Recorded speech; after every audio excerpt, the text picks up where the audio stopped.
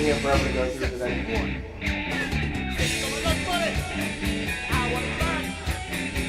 There we are.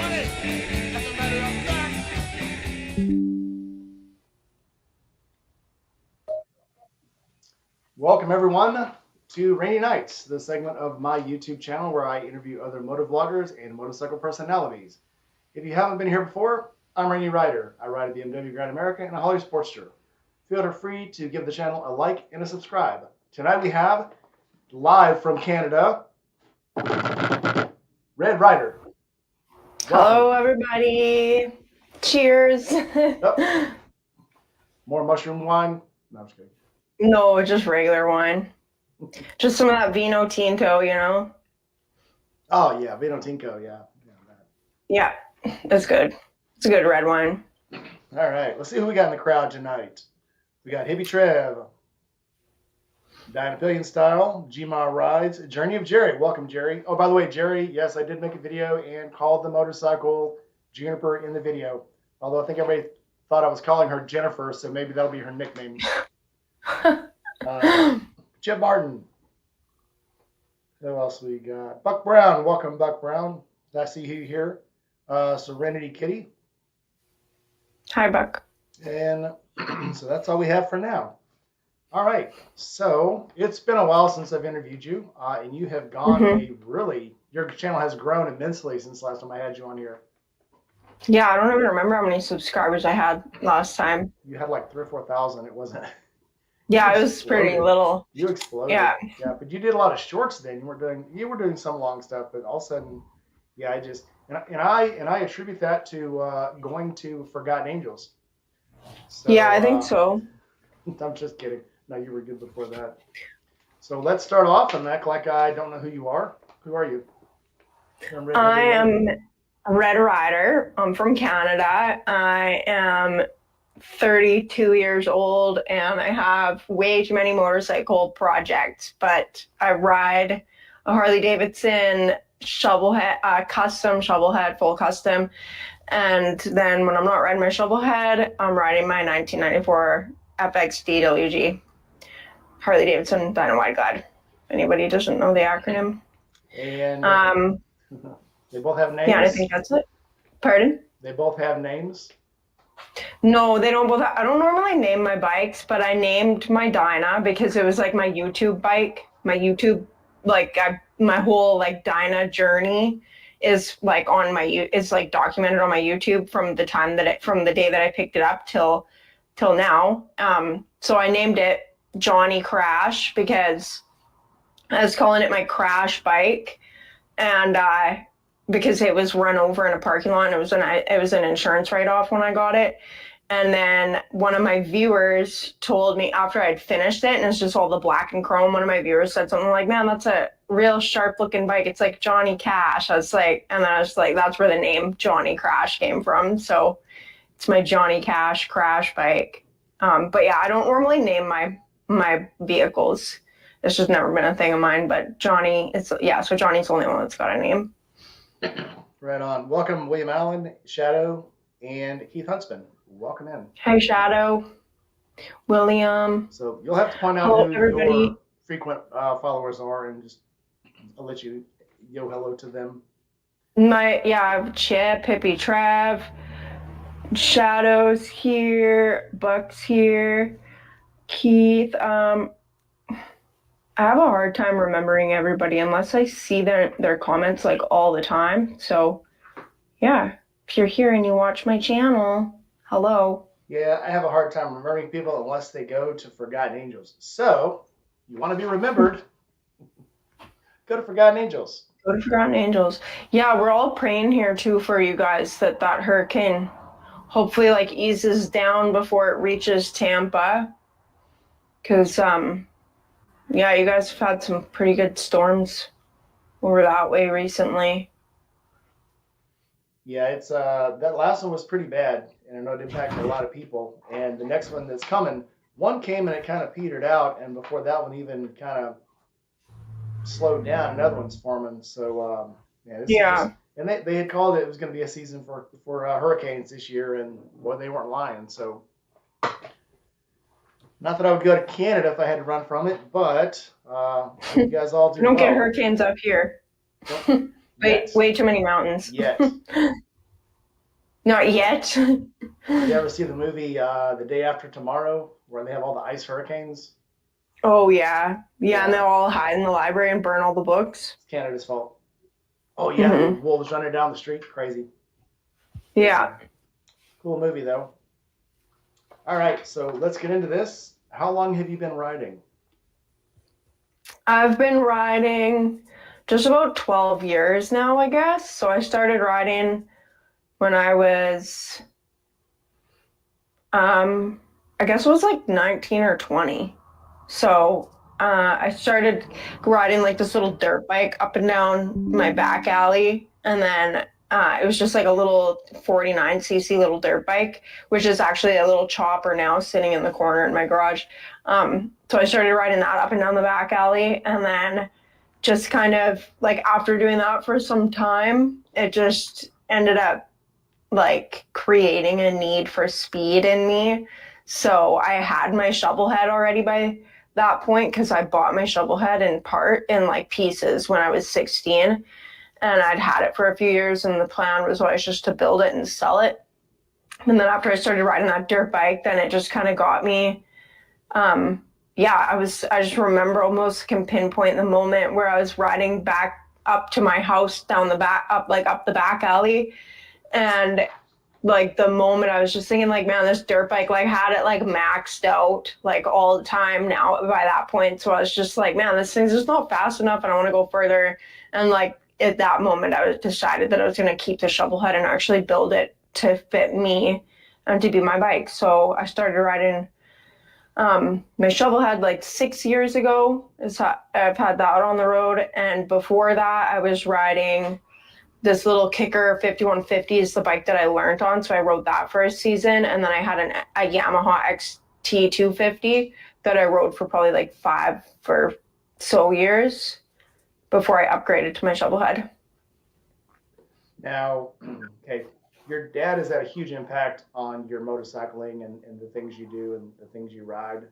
How did he, and I know this is the leading question, how did you get into motorcycles and what was the influence?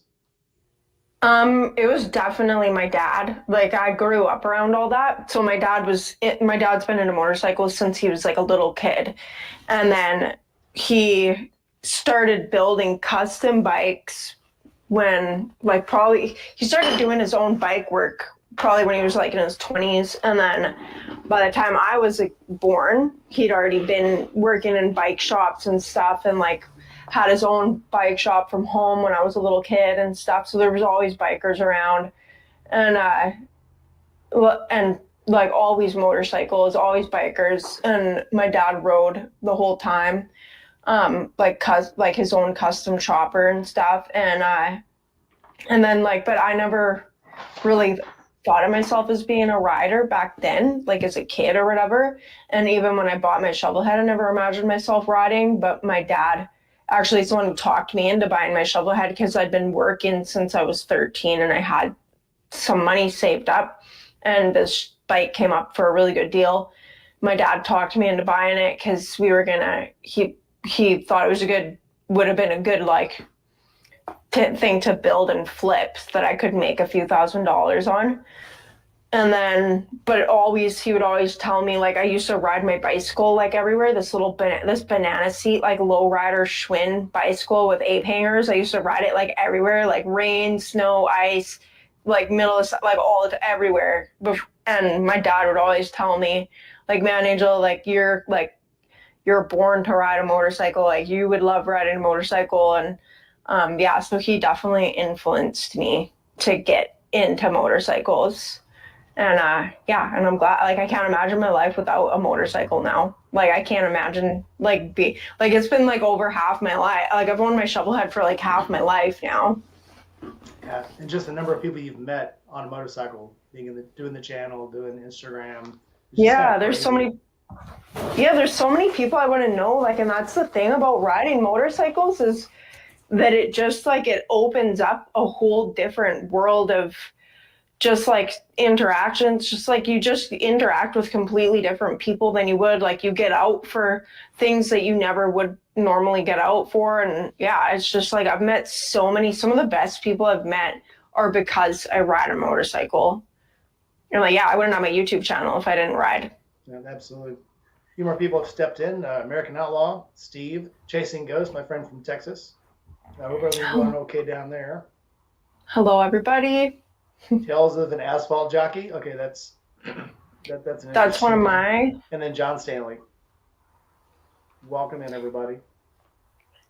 John Stanley lives close to me, so very cool. We were supposed to go riding a couple weeks ago, and then it seemed like we just never meet up schedules. We were talking today about one day the planets are going to align. There'll be a perfect eclipse, and we can actually go riding together. But that seems like most people. You just can't coordinate schedules enough to actually be able to ride with people that don't live like in your house.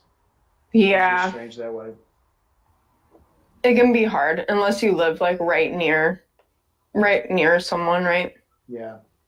So I have seen you ride in the rain, but do you consider yourself a fair weather rider or rough rider? I've seen you get out in the rain. I've seen you get out when there's still snow on the ground. But I used to ride all year round. Like I used to keep my bike insured all year round while I was riding that little Yamaha. But my shovel head's a fair weather motorcycle. So it's not that I'm a fair weather rider. It's just that my bikes are more fair weather. Like I don't see a point in, well, I'm not going to ride my shovel head in the winter time here. Even if the roads are dry for a lot of the time, there's tons of sand on them. And like with all the copper line and stuff, it's like you get all that sand in those brass fittings and stuff, and it's like impossible to get out. So my shovel head's a fair weather bike. My Dyna, I'm not as worried about getting that thing like in like less than ideal conditions, but it's not good for a motorcycle to be in the rain all the time unless it's actually made. Like my Dyna is not protected enough from like there's like important like electrical components and stuff that will get wet, and like the stuff you don't want getting wet, right? But if I was riding one of these little Yamahas around, yeah, I'd keep that insured all year round, and I would ride it whenever there was an ice on my driveway. So I used to ride all year round. So yeah, the offer's still open. You know, if you want to come down here to Mississippi, you can ride year round. Insurance is cheap. Roads are always good. Yeah. Just saying. Well, I'll keep it in mind. All right. So would you rather do a solo ride or a group ride? So now you've got your sister now has her license. Almost all your family now has licenses, right? Do you have any brothers or sisters who don't have a license now? Yeah, a bunch of them. I've got a lot of brothers and sisters. So I've got, like, my parents had 8 kids together. So, but right now, 4 of us have our motorcycle license. So my two older brothers, and then my one older sister, and then we 4 of us have a motorcycle license. One of my younger sisters wants to get her motorcycle license. I'm not sure whether or not she will or not, because she's also got 4 kids. So, yeah, but I just ride. Like I've spent most of my time riding by myself for the most part. I don't really prefer group rides. I don't know if it's just because I'm not used to riding in a group, but I think that group rides, there's just too many people that usually don't really have very great riding skills. So if I do ride in a group, I prefer to be at the back, like at the very back. And yeah, and then when I'm riding with other people, like I like going around with my sister and whatever. But when I'm riding with other people, there's really only ever been like a couple people through my riding life who I felt like super comfortable riding with, who I didn't feel like I had to worry what they were going to do or whatever. Like, and we almost had like telepathy. We could just tell by each other's body language, like what the other person was going to do. And we were able to keep up with each other and stuff. So I definitely think that I'm probably more a solo rider than a group rider kind of person. It's fun to have someone to like go, if you're doing like a longer ride, it's fun to have like a buddy or two, because then you kind of have like a reason to stop and check things out more, right? Like, but if I'm riding by myself on a long ride, I just get like tunnel vision where I'm just like, I just need to get there. And then when I'm there, then I can do whatever I want or whatever, right? Hang out with everyone who I'm going to see. Yeah, absolutely. I do same when I ride long distances with people. If I'm by myself, they say to stop every 100 miles. But when I'm by myself, I'm like, well, I can push 150. Well, I'll go ahead and push 200. When I'm with somebody, I'm more strict about stopping every 100 miles because now I have to keep them in consideration, whether they actually want to or not. But it makes you stick to the rules, I guess, a little bit more. Like Mm-hmm. if I'm by myself, not to say that I would speed, but I speed. But when I'm with Yeah. somebody, I'm more careful. So Yeah. I don't even know like how many kilometers. Apparently 70 kilometers, I think, is 100 miles. So I'll go, no, is that it's right? the other way I around. need to, Um, pardon? it's the other way around. So let's see. 70 miles is 100 kilometers, right? So 50 kilometers is 32 miles. So yeah, 100 kilometers is 64 miles. I'm trying to figure out 100 kilometers is 64 miles. Yeah. Okay. So 200 would be like 130 miles. Yeah, so I usually will go like I'll go like over 100, like I'll go like 150 miles between stops if I'm riding by myself.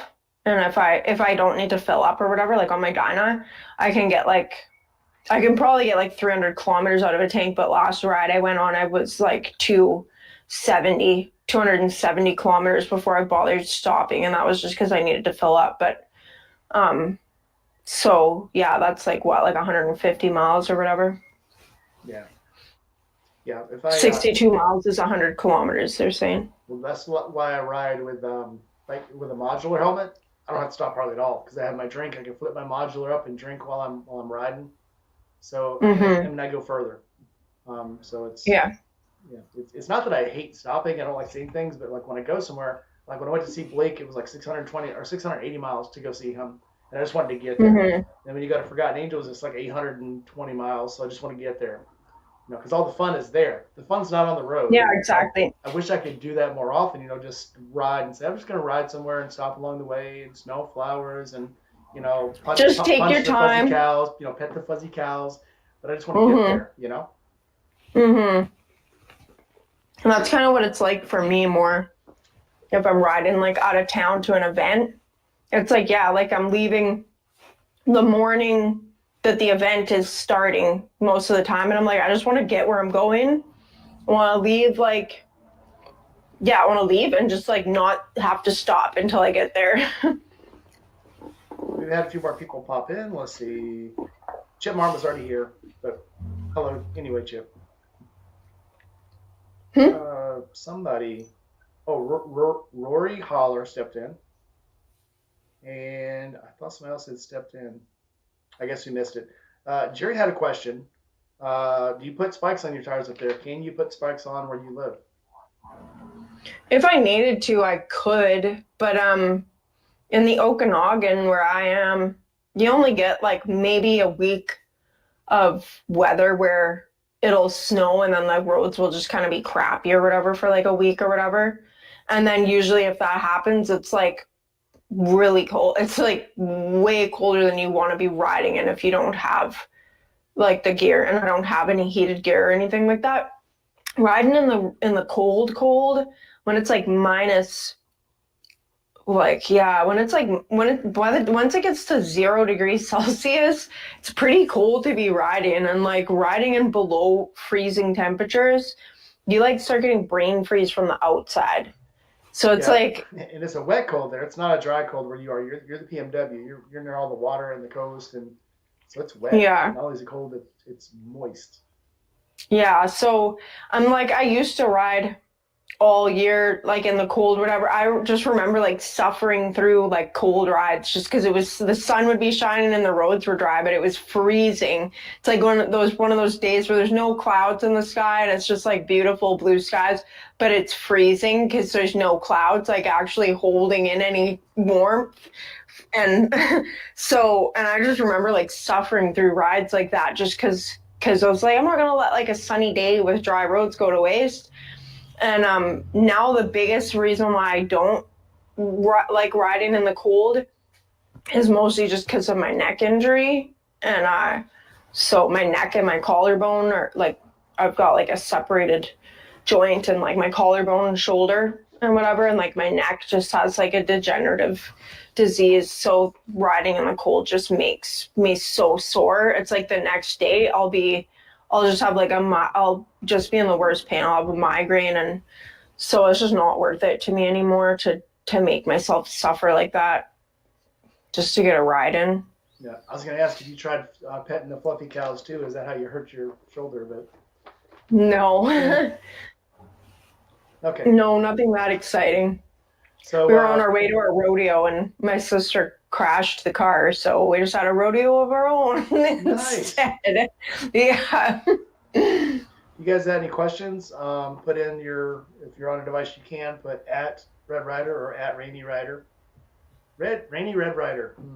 And it'll highlight for us, and we can see it. If we missed your question, just keep putting it in until we answer it. I don't mean to ignore you guys' questions, but we're having our own fun over here, and we might miss it. We're trying to look at everything, but we only have two eyes. Then they both point the same direction.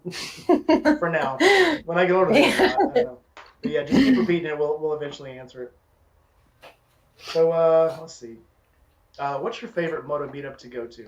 You've been to a few the last year. You've made some really good videos. Favorite moto meetup? Yep. I would have to say Shovel Fest.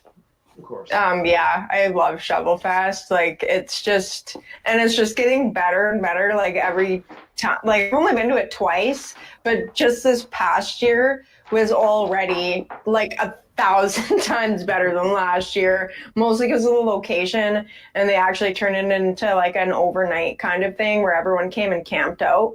So I'm really excited for Shovel Fest next year. I have to say that's definitely like my number one favorite meetup that I've been to, and then second to that is Forgotten Angels. Did winning a trophy have anything to do with that?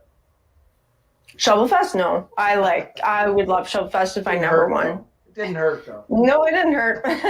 But yeah, I would love it if I never won. I wouldn't have to win.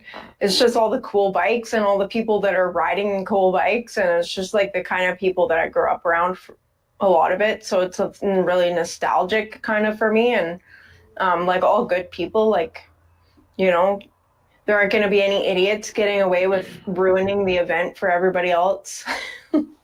So a couple questions in the chat here.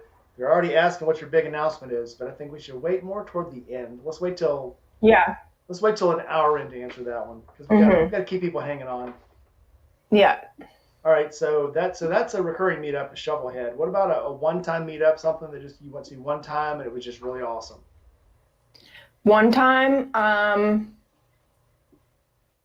can't say I've been to too many one-time events. I have a really poor memory for things that I've gone to like that too. It's like all the concerts. I've been to so many really good concerts, and I'm like, I should have bought t-shirts from them all because I don't even remember who they are. I know it's been like 16 or something like that of like just good people, but the one time, if anything comes to mind, it would be that chopper ride.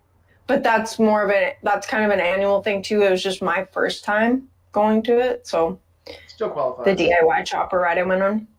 Still qualifies. Yeah. So that's I always say buy the t-shirt, because when you get older and you start forgetting all the fun you've had when you're digging in your closet, you remember all the cool things you did because you have so many cool shirts. Yeah. Ask my wife, she'll tell you. Yeah, I think the only concert I ever bought a t-shirt from was The Wall, when I went to see The Wall. That was actually my first concert. And how was that? The Wall, it was pretty good. Pink Floyd was like one of my favorite bands back then. Did you get to see the movie before you went and saw the concert? Pardon? Did you see the movie before you went and saw the concert?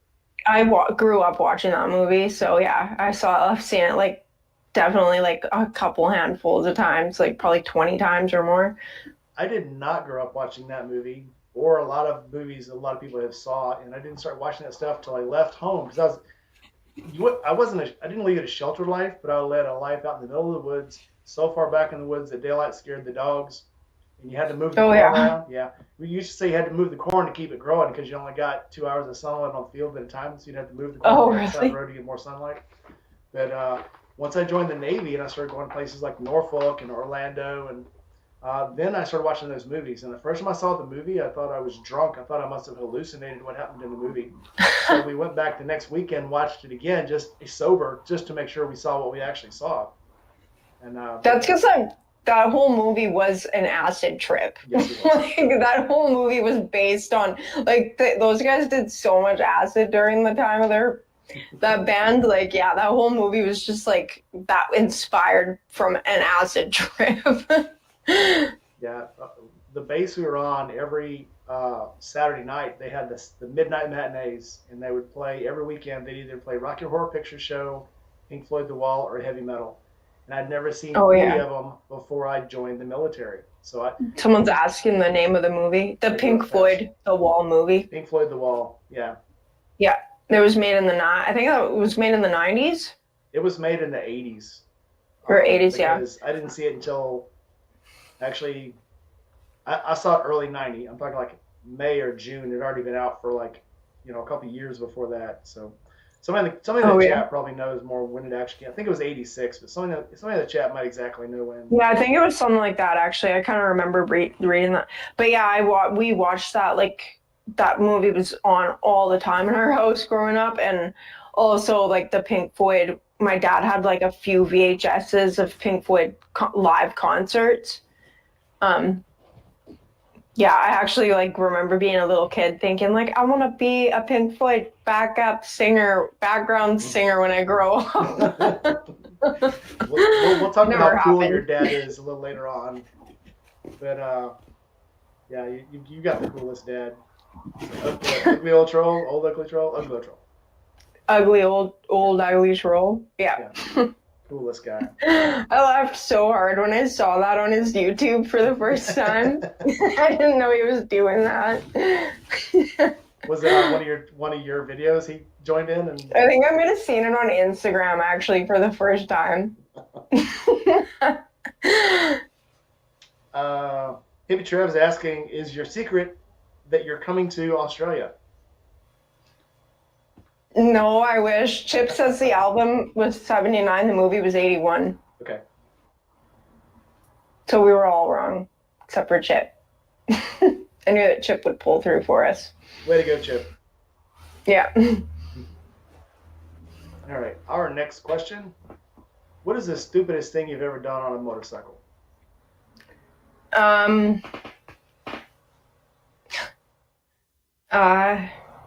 I feel like I recently did something stupid, but I don't really remember. Conveniently, I don't remember what it was. No, stupidest thing I ever did on a motorcycle was that little mini bike that I started riding. After my dad turned it into a chopper, I whiskey throttled it like right into the side of a truck and like dented the fender of this truck in with my face, broke my nose with my sunglasses, my teeth were bleeding at the gums. And that was all just because I was being like overly confident, thinking like, oh yeah, like I got this little bike I've been riding for years. And then I just, because of that, I wasn't thinking about the fact that it doesn't have a clutch. And so I went to reach for the brake on where the brake would normally be on the right bar. And because it's like an automatic, those little bikes, like they're an automatic, they don't have a clutch, right? So they just keep pulling as long as they're in gear. So you have to put the brake on for it to stop. You can't just, you know what I mean? So anyways, like they just keep pulling a little bit. So I went to pull the front brake in, and my feet were on the ground already at that point. And then when I went for the brake and realized it wasn't there, then it was like too late for me to grab the brake on the left side of the bar where it actually was. And I was trying to hold the bike from moving forward with the bars, but that just made me whiskey throttle it. And then it just like launched into the side. The front wheel like hit the back tire of this truck. And then I like flew over the bars and like bounced my face off the fender. And yeah, there's like a dent in this guy's fender, and with your face. Yeah, that's probably the stupidest thing. Yeah, from my face. Good job. It's like I got up like right away and hopped on my Yamaha and was like, because I was embarrassed. I was like, I didn't want anyone to know that I was hurt. And I didn't realize I was hurt, right? I just got up right away and started riding my bike. And then after like a couple minutes, I was like, hey, I need to go inside and lay down. Cause like, yeah, I actually like hurt myself. And yeah, I went inside, I had a broken nose, my teeth were my gums were bleeding. And I was just like afraid I was going to lose a bunch of teeth after that. But I didn't, luckily. And yeah, it was pretty stupid, but it made me learn a lesson that I could have like learned a way harder way than that. So when you're young, you're bouncy. You're very rubbery and bouncy. So. Oh yeah. You survive more things. That wasn't too long after my car accident too. So I got like 3 like neck injuries all within that summer. So that's probably why my neck's so screwed up now, because just doing stupid stuff with screwed up with whiplash injuries. Chip says he's from Norfolk. So Chip, if you know the theater, it's the one, I think it's actually like on the cusp of Virginia Beach and Norfolk. I think it was called Greenbrier, or maybe it was Lynn Haven, but the mall on the way to the beach. And that's where we'd go for these midnight matinees. It was freaking awesome. And we go talk about it afterwards. It was a fun time. Bleak, welcome in, brother. Hello, Bleak. What's a freezer suit? Where do you see that at? I'm missing some of the comments. Journey of Jerry. Like the last comment. I don't know if we're getting the comments at the same pace. Okay, I see it. Yeah, freezer suit. Probably what we call was a bear suit, the big Carhartt one-piece coverall suits that are quilt lined and kind of thick. I think that's what he's talking about. Oh, for riding when it's cold? Yeah. Or for when you crash into the side of a truck? Probably both. I mean, yeah. There's definite benefits, and so yeah. So when I had my crash this last February, when I crashed on the ice, I had on very thick riding pants, very thick jacket, big, and that probably helped a lot with saving my knees and my elbows. Because when I fell, you just kind of bounce back from all the padding. So yeah, both, I guess. Mm-hmm.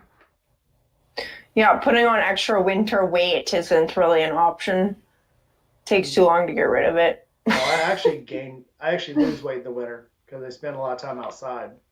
So I actually burn more calories in the winter. You like the cold?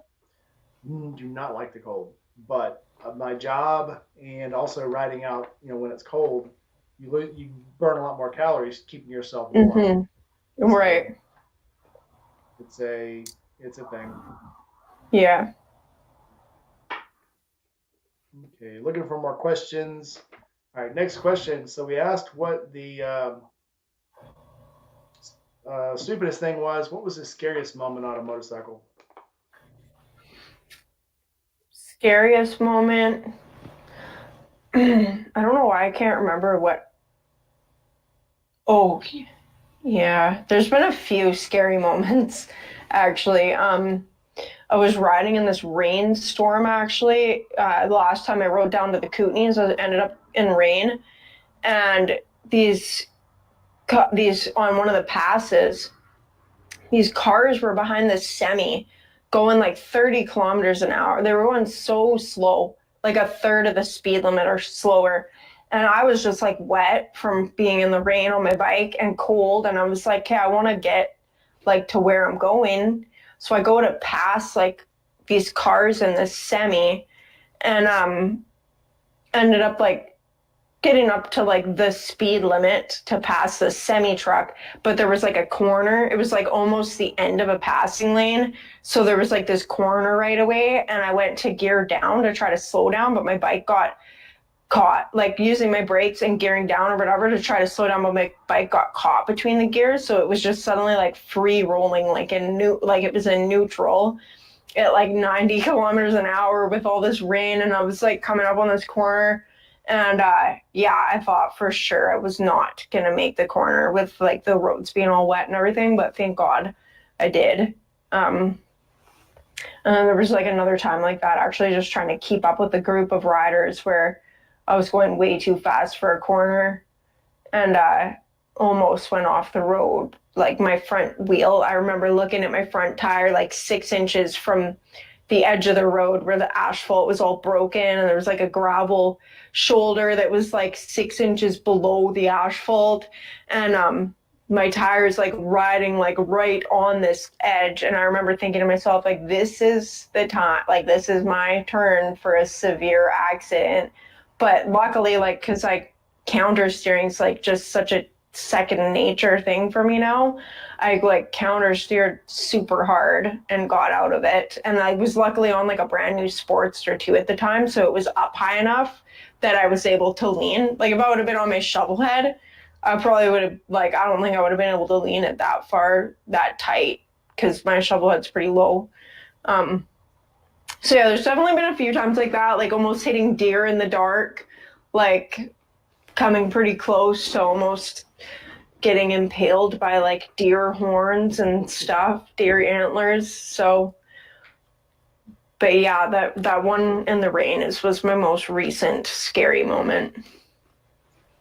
Tara, Chasing Ghost says, talking about a wreck she had, she says, I had on cute coveralls, a cute top, and kissed a tree. I've sworn off wearing cute clothes on the bike. It's bad luck.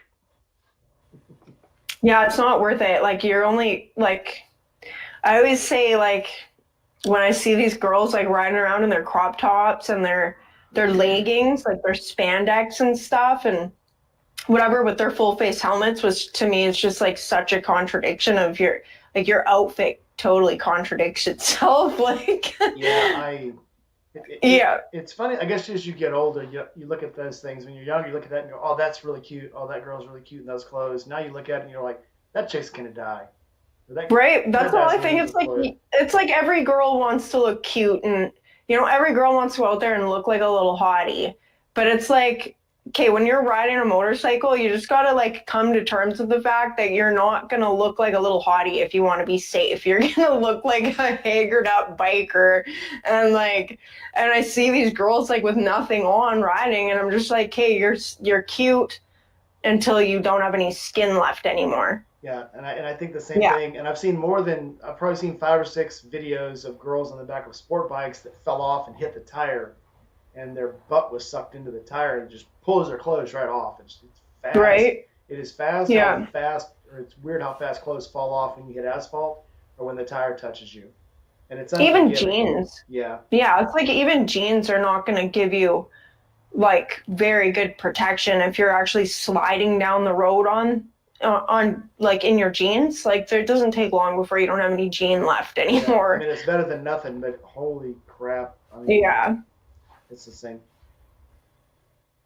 Somebody had a question. I can't find it. Eric Sweeney had a question, but now I can't find it. There it is. Where's the most beautiful location you've ever ridden?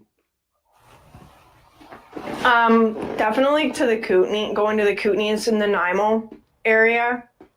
But I also haven't done like a whole ton of exploring around. So, but I love going to the Kootenays because everything, once you get past Grand Forks and once you get past Castlegar or like Castlegar, Grand Forks kind of area, everything just starts to get so green. The mountains just get taller. Like everything's green. It smells like the air just smells fresh because you're just like out in the middle of nowhere for a lot of that ride. And yeah, I love riding to the Kootenays. Like I love it. Welcome in, Christian Biker and wife units here. So Joe must be here somewhere. Okay. I'm just going to assume wife unit's watching and Joe's over her shoulder. Wife unit, that is Joe the Mountain Jedi's wife, says, every single one of y'all in here are amazing. And I remember Red Rider randomly handing a sticker to Joe at the camp out and being full confused for 30 seconds. What did I do? Gave Joe the Mountain Jedi a sticker. Oh. Oh, yeah, too funny. The camp out is it's hilarious to go to because everyone there is a friend, but you kind of seem like you just kind of bounce around there from person to person, and you get halfway through a conversation, then you go to somebody else and get halfway through a conversation, and it's like you come back an hour later and finish the conversation, then you walk back around again, and the camp out Yeah, is special. Let's just say that it's a very special camp out. It's a very yeah, special place. it It's was. like Tahiti. Hmm? It's like Tahiti. I'm glad that I went when it was like everyone that I've heard talking about it who are like regulars were saying like the one that I went to, the last one, was the best of them all because it was just so small or whatever. Yeah. And I'm glad I got to go when it was more of just like the tight group of people, like the more of just the regulars and stuff like that. And Yeah. so I got an opportunity to actually mingle around and like meet some of the people who are like the devoted Forgotten Angels goers. This was the So best. That would have been the best one to go to as a first camp out. That was the perfect one to go to. And in yeah, I'm case glad that I went. and you guys are missing it, make sure if you want to go to the camp out, it's a good time to do it. www.forgottenangelsflorida.org and get your ticket to the camp out. It's $100 for the entire weekend, starting on Thursday at noon. It goes till Sunday at noon. All your Such a good deal. drinks, your food, your entertainment, your camping, everything is paid for that $100. And you will be fully taken care of the entire weekend. And if you feel like it, you can volunteer, help take out the trash, serve food, provide entertainment. You can be one of the guys that get out there and make a spectacle of yourself for everyone else's entertainment. And we'll love you for it. There's karaoke. There's, like I said, there's live entertainment. Anything that's going on there, that $100 is included in it.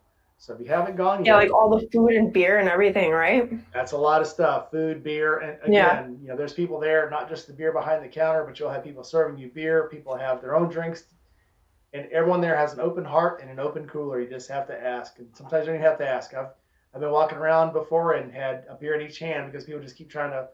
They want everybody to be happy. They want to share. They want to love you. They want to show you how much they care about you, and it's just a great place to go. It's just awesome. Yes, Serenity Kitty, you have to go. Come down. You're welcome. See you there. And I'll have stickers. Make sure you ask for a sticker. I think I'm gonna have to It's ask totally them. worth going. Absolutely. And I gotta get one of those shirts. Where can I get one of those shirts? What shirt? The one that's covering your chest right now. Oh, Red Rider shirt. Yeah. I'm having the made on crowd made right now. I think I might end up moving over to a different one called Thanks, Tony. Fourth Wall. I've heard they're supposed to be better. But yeah, you can order them on crowd made. And you know what? Like, so yeah, I don't know. I would like to be able to like have the t-shirts printed and ship them out myself. And I was just trying to like look at the affordability of that. And it's so expensive to get shirts printed. Like, I don't know what it's like in the States, but here it's like $20 a shirt to get it printed. And then shipping's like $20. So it's like, I've been thinking about, so there's a place here called Five Brothers, and you can get shirts printed up for $4.99 a piece, about $5 a piece. And the shirts are pretty good quality. I want to get some just to test them. Yeah, we go to test them. Yeah, you can get, I think it's 100 shirts for $500. So it's an investment. And they're supposed to be guaranteed, and they say they're good. I've looked through the comments on their site, and the comments people have is sometimes the printing isn't, consistent. Sometimes there's like, maybe it's pale in a few places, but you're talking $5 for a t-shirt, and I'm going to give them away anyway. So I give my shirts away. The more high quality ones, you can go to Teespring, and I have another site. If you look down below the videos, there's a link down there. Those are the higher quality ones that you can get more sweaters. You can get the jerseys. You can get cups and coffee cups made and stuff. But as far as the ones I'm going to give away, I don't think, they're just going to be cool shirts. They're going to be, and you're going to be riding the bike and working on your bike on them, anyway. So yeah, retire it as a shop rig. Yeah, why not? When it gets too worn out to wear. That's what I do with all my favorite shirts. I give them an honorable end of their life. I find it hard. And some of my better ones, so I just learned that Whiskey Chaser's shirts, I'm the only one that bought that shirt from his site. He had a very bad experience with a company that never gave him the money. They took all the money from their sales and disappeared with everybody's money. They weren't paying people. What? Yeah. So I have the only shirt that was made by that company with his logo on it. It's gonna be a collector's item one day. Well, I've already retired the shirt. I retired the shirt. I don't wear it. I've worn it a couple times in some of my videos and some of the commercials I've made. But I'm thinking about getting that shirt framed and sticking it in my studio because it's like there will never be another shirt like it. So Yeah. yeah, chasing ghosts. You don't have to hug anybody you don't want to. I'll just give you a high But be five, careful, bump they might knuckles, hug whatever. you. Yeah, but if you tell people you don't want to be hugged, um, most people will do that. They won't. I mean, it's hard for me not to. Obviously, as you found out at the airport, I feel like I need to hug everybody when I meet them because it's the camp out. But Yeah, everybody was hugging me, and I was just like, okay, like I was like, okay, I guess hugging's a thing here. Like, hugging's a thing. It's once you get there, like I said, when you get there, your family. hmm. And there have been a few exceptions, but pretty much everybody there, you're your family when you get there. So I didn't see what Jake from State Farm and Gnarly Zeus are here. I didn't see them pop up, but I guess they're here because Tony Munkitz is buying people memberships. So thank you, Tony, and everybody make sure you tell Tony thank you. Buying people memberships? Yep. Yep. If you haven't already, Oh, go ahead and hit that like button. Hit that like and subscribe button to both of our channels. But Red, go ahead and put that link to your T-shirt down in the comments after the video is over okay.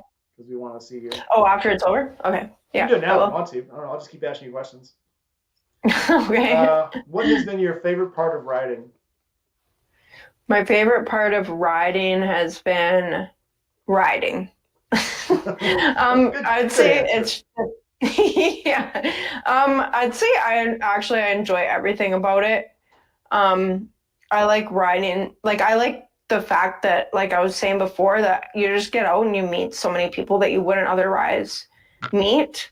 So, yeah, that's definitely, I would say my favorite thing is just like getting out and meeting people that you normally wouldn't be out there meeting, and just all the friends that I've made like through that, and just the interactions and the experiences that I have like going to different meetups and stuff, and just like meeting like other like-minded people.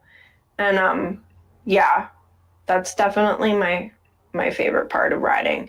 And then um or it's one of my favorite parts, but I also really enjoy just being out there when it's just like a nice day in the evening, and like the sun's kind of just gone behind the mountains, so it's still warm out, but it's not dark yet.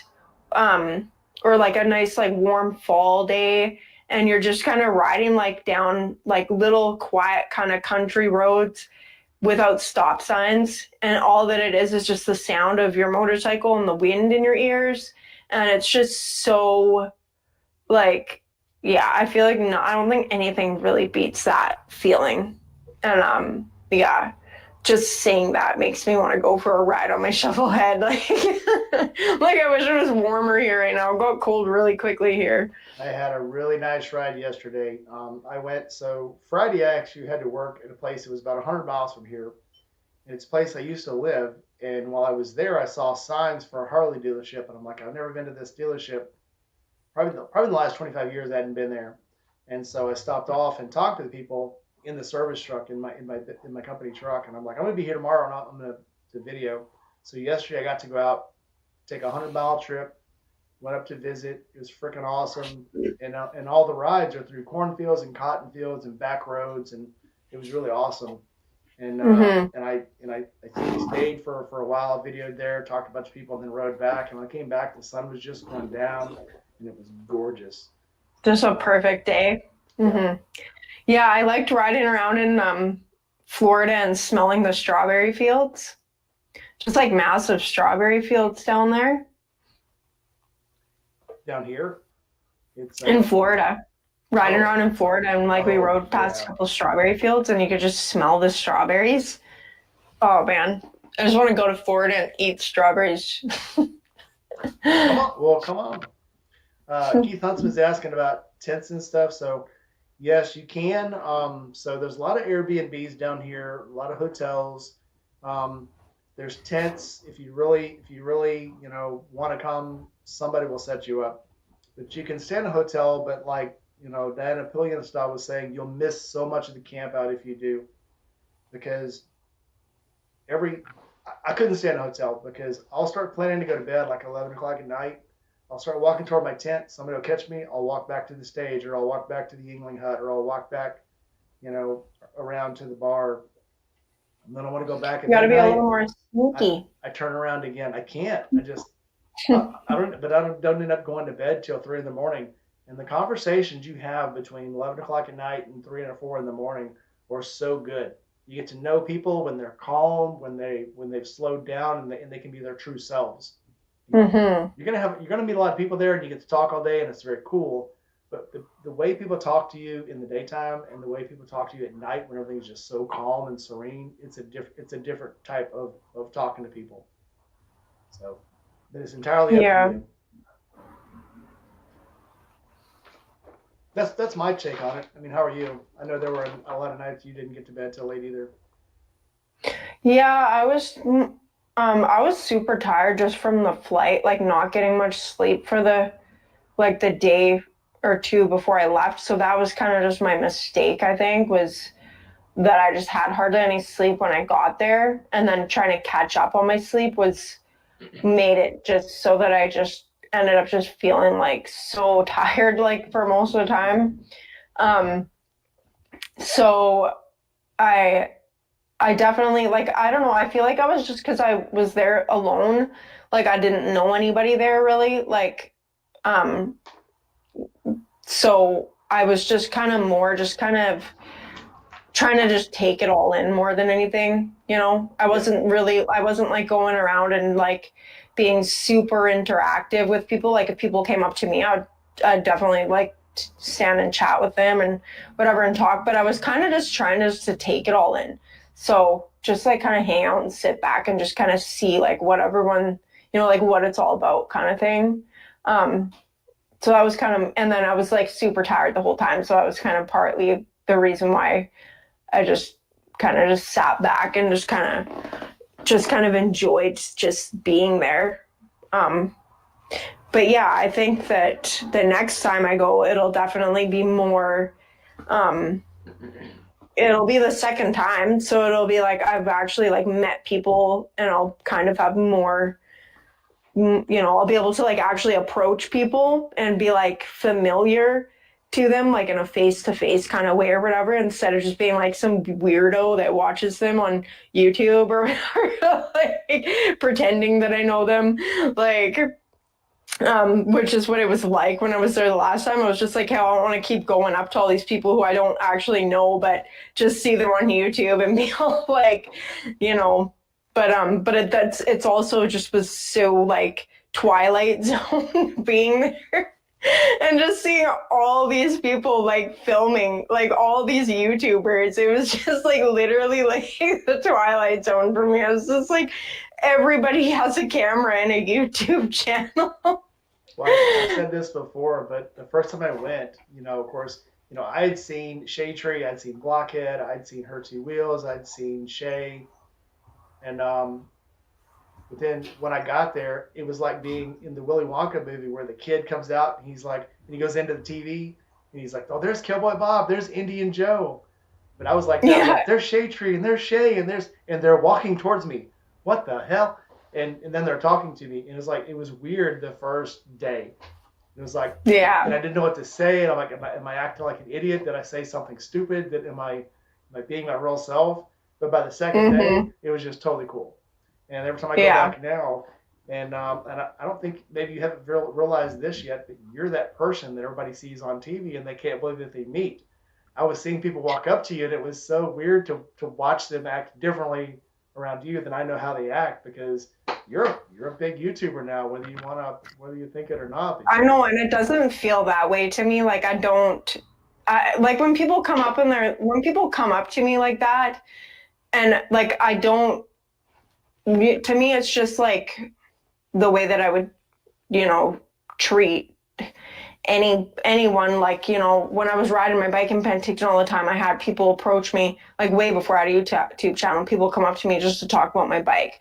So when people come up to me who watch my YouTube, it's kind of like the same to me, it feels like the same thing as if it's someone just coming up to tell me that they like my bike or whatever, right? Like, I don't get all like, so, oh, like, I don't feel like a celebrity. I like, it's kind of weird. It's still kind of like in the weird stage, I guess, where it's just like, you know, it's like, it's weird when I go out in public and there's people who will like be staring at me. Like the last time I went to the parts store here, it's like our harbor version of Harbor Freight, Princess Auto. Last time I was in there, there was this man. He was just like staring at me, and then he says hi to me, like waves at me and says hi, and I'm just like, who is this weirdo? Like, why is he staring at me, and why is he saying hi? Like, I don't want to talk to you. And then, but then he was staring at me because he watches my YouTube channel. So then he came up to me like a little bit later on, and he was just like, "You have a YouTube, don't you?" Like he just couldn't place who I was maybe to begin with, and then I was like, yeah, and then it wasn't weird anymore. But I didn't realize that he, like, to begin with, I just thought maybe he was just being creepy, you know, like, but yeah, so I'm not, it's still weird to me, like, and I definitely don't think of myself as like some big YouTuber. Like when people say that to me, I'm like, I'm not a big YouTuber. I'm like a little baby YouTuber. Like, my wife has had to tell me before at the camp out. Again, it's hard to put yourself in that frame of mind, but my wife said to tell me, that guy's looking at you. I think he wants to talk to you. And I'm like, oh. And I walked over and said, hey, how you doing? He's like, I've been waiting to talk to you for 30 minutes. And I'm like, oh, why? yeah. I'm like, why? Just walk up to me and say hello. Well, you looked busy. I'm like, if I look busy, it's because I'm either eating or I have to go to the bathroom. That's the only time I'm ever really busy. Yeah. Every time, walk up to me because it's like, again, this camp out, you're just walking around talking from person to person to person, and it's not that you're like, you're not there on a business trip. You're there just to talk to people. And if somebody else wants to talk to me, I'm all for it because that's what I'm there for. So yeah, I'm just there to hang out. You see me out there, just talk to me because that's what I'm there for, is to talk and meet people and have fun and hand out stickers, and it's just fun. That's all it is to me. It's just fun. Yeah, I definitely like, it's definitely like different, but I feel like I try to not think about it in the sense that there's like, I try to disconnect myself from the whole like YouTube. Like I interact with my viewers and stuff, and like there's some of my viewers who've been watching and commenting on my videos for so long that I feel like more of a friendship kind of connection with some of them just through my comments. But I think I just try to avoid thinking about the fact that I'm on a public platform where literally anyone in the world could be watching me. So maybe that's kind of why I just don't think of myself as, I don't think of myself as anything special. I'm just some girl on YouTube, like doing what she would normally be doing and just putting it on YouTube because I'm just the guy that wants to be a friend, but I want you to buy my shirts too. So buy me some shirts. Yeah. That's what helps do the YouTube. And I definitely want you to subscribe, so make sure you subscribe. Wife Eunice says she believes in fierce women uplifting other women. Yes, absolutely. And she's just talking to G-Ma, one of the fiercest women of all. That's my sister. So did you get to, I can't remember if G-Ma was there at the last ride. Did you get to meet G-Ma at the camp out? No, so she was there I didn't. Last time. So no. She'll definitely be there this time. I have a question for the audience, because I normally do if I'm having a drink while I have my lives. What's everyone drinking tonight if you're drinking? Or even if you're drinking water, what is everybody drinking tonight? I'm drinking Mio tea. It looks Mio like tea? I thought you were for sure have a beer. No, I had, so like I said, Friday was a long day because I had to drive. My day Friday was about 10 hours working and 4 hours driving. So and then yesterday I'd already made a commitment that I was going to go to the Harley shop, film up there, do some riding. And again, I'm preaching to the choir here, but riding the Sportster is a lot more physical than riding like the BMW. The BMW drives for you. It will pour you a coffee and wipe your face while you're riding. The Sportster though is more physical. So The BMW wipes your face while you're riding. pretty much, man, it does everything. Sounds like I for need you. to get one of those. The BMW. Well, you'll next time you get to the camp out, you'll be able to ride it. But it does everything for you. You get on it, and I can get on the BMW and make it takes me about 14 hours to get to Tampa, and on that bike, it's no sweat. The only problem I have is I don't sleep. There's no way I could make a night trip on the Sportster and drive for 14 hours straight. No way. And on the BMW, it's easy. No problem. Yeah, that bike was pretty comfy on the back of it. Okay, Jima is drinking 100 proof Captain Morgan. Oh, after I get off, I'm sure diet, going to. chased it with a Diet Pepsi, and ice water, wine, water. This is my only glass of wine for the weekend. Stefano Capella, didn't see you come in, but I saw you earlier. Welcome in. Who else have I missed? I think I'm caught up. Yeah, oh yeah. Once we're done, I'm gonna go get me a nice drink. That's something I decided a while back is while I'm actually live when I'm talking, I'm not gonna drink and if I do, it'll just be one beer. Yeah. Because it turns into a laugh fest if I do, and I'm that guy. Once I drink, I want to have fun and I tell jokes and I get lost. I can't stay on track. So after this is over, absolutely. Wine, maybe wine. No, actually, wine makes me laugh even more. So no. Oh, really? I'll take my tea for now. Oh, So there's this drink that I learned in South America. It's called a buzzard, and it's sweet red wine mixed with Coke or Dr. Pepper. And ew, that sounds weird. Oh no, it's delicious. It tastes like a cherry Coke. Oh really? So you're gonna have to make that at the camp out then for everyone to try. Yeah, next time you come to the camp out, I'll make it. Which let's see. Well, we've said it's been an hour, so I guess you get to tell your secret now. So, I guess the next time we'll be going to the camp out will probably be next October. No, just kidding. I'm actually going to the camp out coming up camp out, and I'll be landing on Wednesday the 23rd. So, Gma, maybe I'll meet you at the airport. Maybe we can carpool to the campsite together. In 2 weeks. 2 weeks. Yep. I am coming, yeah. Sweet. So I'll be at Forgotten Angels this year. What's the nastiest drink you've what? The nastiest drink Who's asking ever had?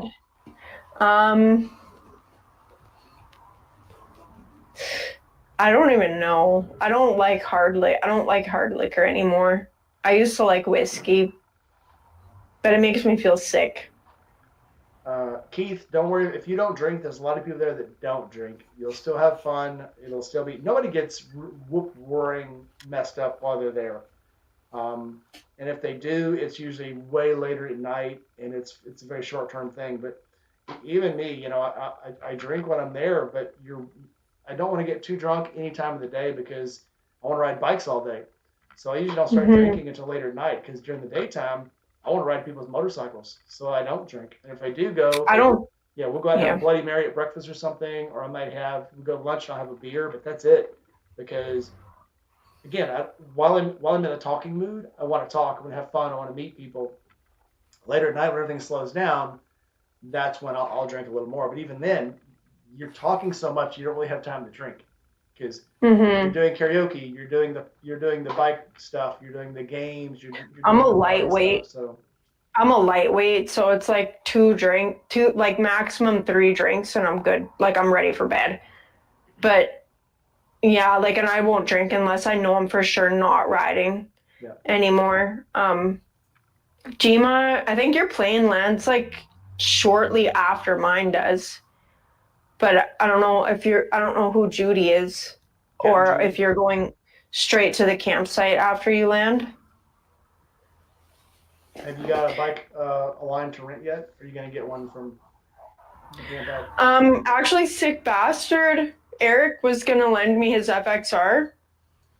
Apparently, Sick Bastard and Buck had a plan in place for me to have a bike to ride. Okay. So I messaged Eric as soon as I knew. that I was going. So as soon as I got my ticket, I messaged Eric and just to confirm that his FXR would be available, and he said it will be. And if it's not, then I'll figure something out when I'm there. I'll find a rental or something. I'll just rent something from Lee again and whatever he's got available. I kind of wanted to rent that kickstart bike that that other guy from the PNW was riding last time. Pete, I think his name was. Pete. I Yeah. didn't see what he was riding. I thought he was on a adventure bike last time.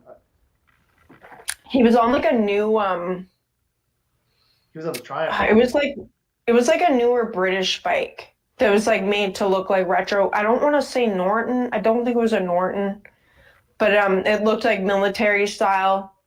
It was like military green. It had like the ammo cans. So Buck says he has it all planned out for me to have a bike. Yeah, and it had a kickstart on it. I didn't know I was it like, I was just Pete want that to had that kickstart bike. that bike. I didn't know it was Pete that had that bike. I thought it was somebody else's. Yeah, it was Pete riding it. Okay. And I kickstarted my dad's shovelhead yesterday for the first time. And I was like, I know what's going to say. It took me like 25 minutes of caking. And my dad's like, why don't you just, you have an electric start, just warm it up a little bit and then turn it off and kick it. I was like, I refuse. What's the point? I mean, yeah, what's the point? Yeah. Keefob says avoid the pickle slices in a jar. I think he's talking about the vodka pickles that they were passing around. Tell me in the comments if that's not it, but yeah, there was vodka pickles at the campo. Yeah, somebody had vodka pickles or had vodka moonshine. I didn't come across any of those. I think it was pickle moonshine, and it was not bad. Oh, really? But the pickles in it were very. So if you've ever had any of these soaked fruits, when they soak fruits in vodka, the juice just kind of gives off all the vodka and alcohol into the fruit. So whatever's in the fruit gets all. So it's like taking an alcohol bomb in your mouth. So gross. I can't do. Yeah, I try to avoid that. No, unless it's like the cherries. I like the cherries because then it's sweet and it kind of cuts it down. But yeah, it's pretty stout. Let's see. Somebody else had a question. So just so you guys, if you haven't been to the camp out, this is the least like a biker camp out that you will ever go to. It is. Everyone's friendly. Everyone's nice. Everyone wants to help you out. It's not like a bunch of. Yeah, I tell this story a lot. The first biker camp out I went to was a Honda Hoot actually, and I went there from Norfolk. And I went there with 4 guys, and when we left, those 4 guys were the only guys that I knew when I left. There were people you talked to. There were people you kind of said hi to, but I didn't make any friends there because everybody's there trying to prove what a bad biker they are, and it was a very strange thing. This is not like that. Everyone there is there for a good time. They're there to help the charity. They're there to meet people and do good things and raise money for the camp out. So don't worry about anything. Hello, Joe. People being weird while they're there because they're not going to be. It's going to be an awesome thing if you've never been there. Joe the Mountain Jedi, welcome in. I thought you'd be here soon. Yeah, we're praying up here in Canada for the hurricane to hopefully settle down by the time it gets to Tampa, or for it not to be too bad anyway. Yep, I hope everything works out. All right, so let's see what we got. Some more questions here. Okay, so we talked about your favorite part of riding, actually just being riding. What's been the most frustrating part of riding? Most frustrating part of riding? Joe, it was good having you on. Anytime you see me on, use the same link. Usually every other Friday night, we'll get together for a friends thing on a Friday night. So if you see us on any Friday night, jump on. You're more than welcome to jump in. Now that you have the link. Yeah. Once a friend, always a friend. Jump in. Right, Red? Yeah. Most frustrating part of riding? Traffic. Definitely traffic. I don't know. I enjoy it. I really just enjoy like riding. I don't mind having to fix my bikes, as long as I'm not missing out on too much riding. But it's nice having 2 bikes because hopefully they're not both broken at the same time. But they are both Harleys, so I don't know. Maybe that's where I'm going wrong. But so far have been pretty good. But yeah, I'd say traffic is the most frustrating part about riding for sure, because it just ruins the fun. It's like, and then Yeah. like where I live right now, um, you have to ride through like busy sections of town to get to any decent riding roads. So it's just annoying. And I don't know. I guess that's probably why I like evening rides too, is leave after like after the evening rush hour. And like I know people in my videos are always like, you call that traffic? Like, you should try living in such and such a place. And okay, and like I don't like there isn't a huge pot. There's like 100,000 people in my town, city, whatever you want to call it. And the problem is that there might not be very many people here, but the roads just aren't set up for the amount of traffic that we do have. So it's just like, yeah, you're not sitting in like 2 hours of traffic or anything crazy like that, but it's, yeah, I'd say that that's definitely my most frustrating part of riding. It's definitely not like Tampa. We were like literally in traffic for like my last day there when I went to the OCC museum, and on the way back I was going to Weems's place, and I was like half an hour or an hour late getting to Weems's because we ended up sitting in traffic for like 2 hours. Like literally just like bumpered like on the highway, I guess it would have been the highway. I don't know, but it seemed like a highway. There was like a lot of lanes, but yeah, we were like in bumper to bumper traffic for like 2.5 hours. It was like ridiculous. What's Yeah. funny, so when I picked you up from the airport, I got you from the airport. It was like between 1 and 2. I think your flight came in at 1, and we were heading back maybe like 2ish. And there was no one on the road. We had Yeah. like no one. We had the entire Well, highway all the way back to the campground by ourselves. even riding back to my Airbnb for the last like couple nights that I was there, riding back at like 10 at night, it was the same thing, ghost town. Because everything there closes at like 10.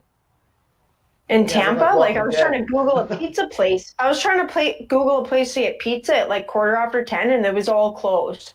Yeah, It's like, what Walmart was kind of a big closed. city is this? Yeah, Like, we went to Walmart what a because I was like, don't worry. disappointment. Yeah, we'll go to Walmart. We'll get you a pillow. We'll get you a blanket. No Yeah. worries. And we get there, and it's crickets. It's like, I was like, I'm in what the Tampa hell? here, man. It's like I might as well go back to my hometown of 2,000, like whatever, 20,000 people. Like, We took care of you though. but yeah, but yeah, it was the same thing. Like everything was like dead after like 10 p.m.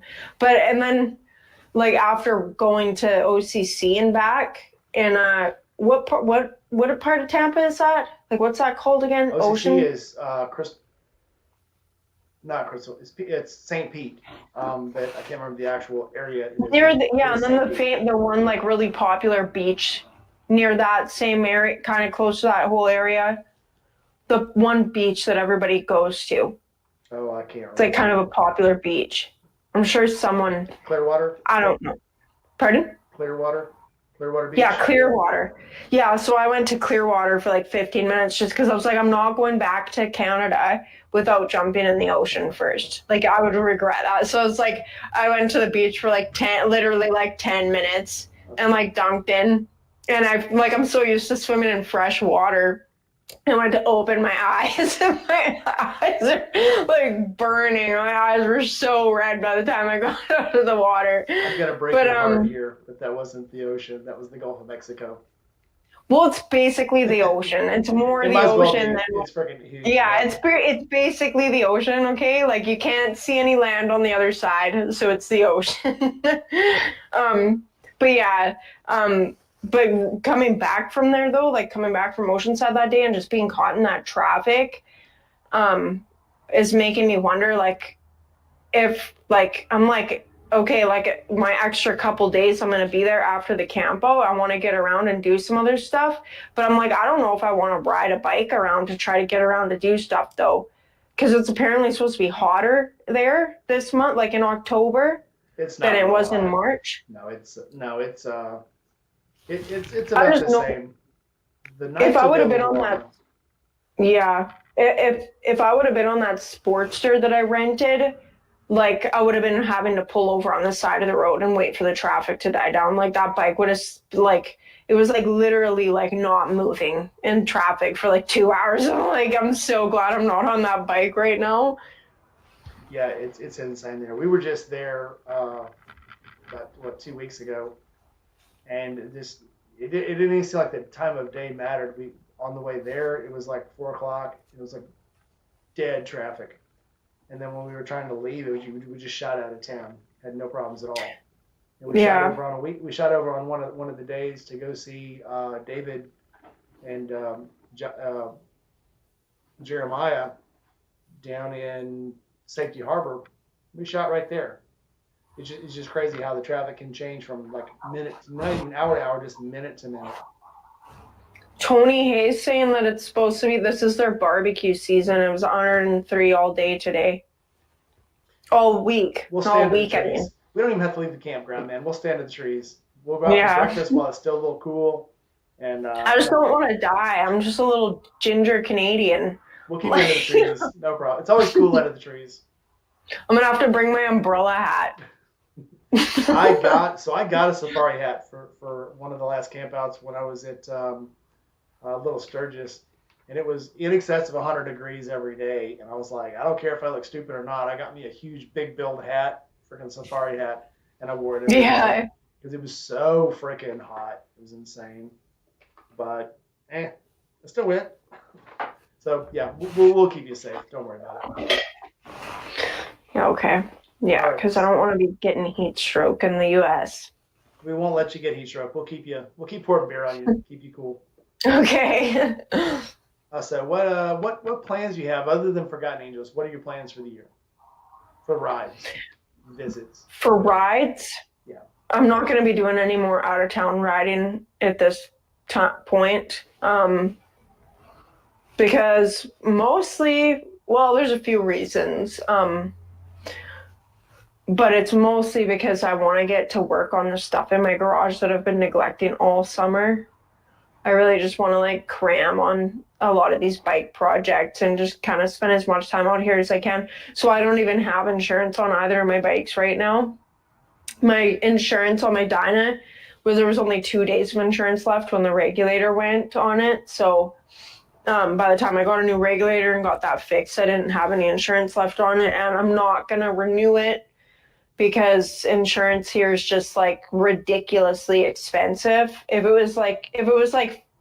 was cheap insurance, I would just keep it insured all year and take advantage of the nice days. But for $140 a month, just about, then it's like I'm not gonna keep it insured all winter just so that I can maybe have 5 rides a month, if that. But yeah, I really want to get to work on some of these projects, so not having a bike on the road at least it won't be a distraction. And if I really want to go for a ride, I can always buy a day pass for $30. Buck says that there's a Korean restaurant that me, you, and the Pillion. You haven't met my Pillion yet. You haven't met my wife. No, I know. We'll all go out for Korean one day. So I'm driving down for this one. I'm actually going to be in a 4-wheeler. Yeah. Because I'm going to be in the Power Wheels race. I'm building a Power Wheels for the thing that Skittles has. So I'll actually be driving this time, so we can all pile into my car and go out for some Korean. Okay, so what day are you guys showing up? I'm going to get there Wednesday night, so we'll probably try to get there early. We'll try to leave here early Wednesday, and that should put us there probably like 5 or 6, or maybe a little early, maybe 4 on Wednesday. So, Wednesday evening, and then Buck's. I don't know when Buck's supposed to be there. Do you? Buck's just going to walk up wherever he feels like it. I mean, he's Buck. Oh, he lives there? He lives not too far from there, so. He's like 4 hours away. So. Yeah, sure.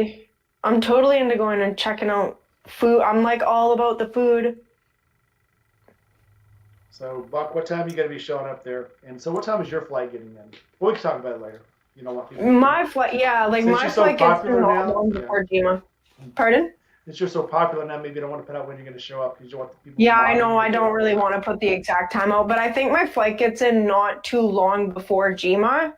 Later, keep up.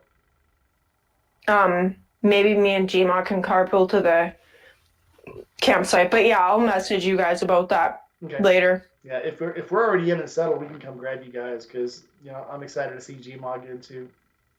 Mm-hmm. We'll make it work out. Mm-hmm. I'm The big excited to issue being meet we'll get everybody's Gmod. luggage.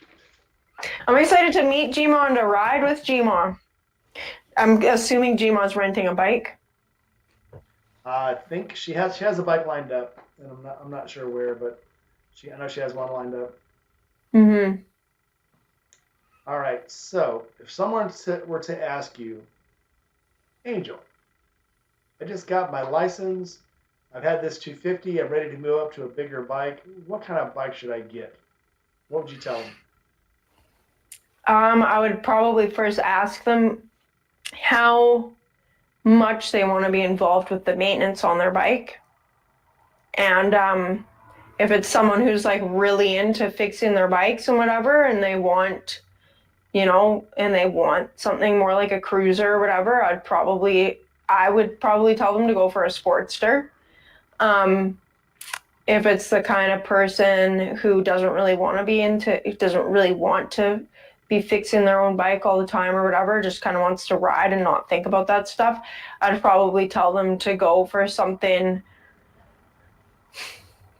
I don't know, something probably Honda, some kind of a Honda, something like that. That's because I know that Honda kind of has, or even like Indian. I don't know what Indian's like for reliability, but yeah, I would just tell them I would just tell them to keep within like their whatever their comfort zone is. Like for the most part, like I think that if you've been riding like a 250 for a long time and you just feel like you're ready for something bigger, I think going up to something like a 12, like I don't think there's anything wrong with going up to something that's like 1,000 cc's, because it's like once you know how to handle a bike, having something with a little bit more power you just have to keep that in mind and whatever so that you can respect the amount of power that your bike has. But once you know how to handle a motorcycle, you know how to hold it up and you know how to maneuver it and everything like that, like you can ride anything, any size. Like I went from a 250 to my stroke or shovel head that's like over 1,500 cc. So I can ride like I've never had a problem getting on any bike, any size. Like I can ride a road glide around. And I'm pretty short for them, but it's just once you know how to control a motorcycle, it's the same thing. You just have to be conscious and aware of the size of the machine that you're on, and don't think that something that's 3 or 4 times the displacement of what you're used to is going to be as easy to toss around as your little 250 or something like that. And I always tell people, I think myself, this is something that I've just determined or came to the conclusion just in my own riding experience, that there's a fine line between being overconfident and not confident enough. And people always talk about like don't be overconfident and whatever, but not being confident enough is also can be dangerous, because if you like feel uncomfortable on the bike that you're riding, if you feel like what you're riding is out of your league, you're gonna be thinking way too much about things to do with your comfort on the motorcycle. You're going to be thinking way too much about your comfort on the motorcycle and how you feel trying to handle that bike, and you're not going to be thinking about like the road. You're not going to be thinking about what's coming up ahead. You're not going to be thinking about looking out for like hazards and things, like it's going to be dangerous for you. And being overconfident is dangerous for obvious reasons, right? Because you also stop thinking about like essential things. That was my problem with that mini bike, and I wouldn't have crashed it if I wouldn't have been being cocky about the fact that like, oh, I've ridden bigger bikes and I've been riding for so long, and I got this little thing. But I didn't got that little thing because I was thinking too much about how much I knew what I was doing and not thinking about where the controls were on the bike. So Yeah, I think that if people want to upgrade their motorcycle, you just need to go with what is within your what's in your comfort zone. And then beyond that, it really just comes down to what your preference is for style, or for ride, like what your riding habits are, or how much you want to like tinker on your bike. And if you like to tinker around on your bike, then get something like a Harley Davidson or whatever, right? Like something that you can do upgrades to, and like that parts are you can easily find parts for and stuff. And yeah, that's kind of my like long-winded answer to that question. That's a very good answer. So whenever I ride somebody else's bike, and I did this, when I rode Six bike, whenever I get on somebody else's bike, I treat it like I've never ridden a bike before. And I start off very slowly. I'm sure people were watching me get on his bike and going, "You ever rode a bike before? What's wrong with you?" But you never know how another clutch is going to act. Everybody, I mean, you can get on two different Hondas and they act totally different. You never know how the throttle is going to react. You never know how the clutch is going to react. You don't know how the brakes are going to react. So I ride it. So I rode it very, very slowly all the way up the road until I felt confident enough that I knew how it was going to react, and I hit every level, every lever, every control, and I knew what it was going to do. And of course, then I took off on it because it was fun. But yeah, you have to come to an understanding with a motorcycle. And I say this all the time: you never tame a motorcycle; you just come to an understanding with it. And if the bike will let you ride it, you'll have a good time. Yeah, I'm always a lot less.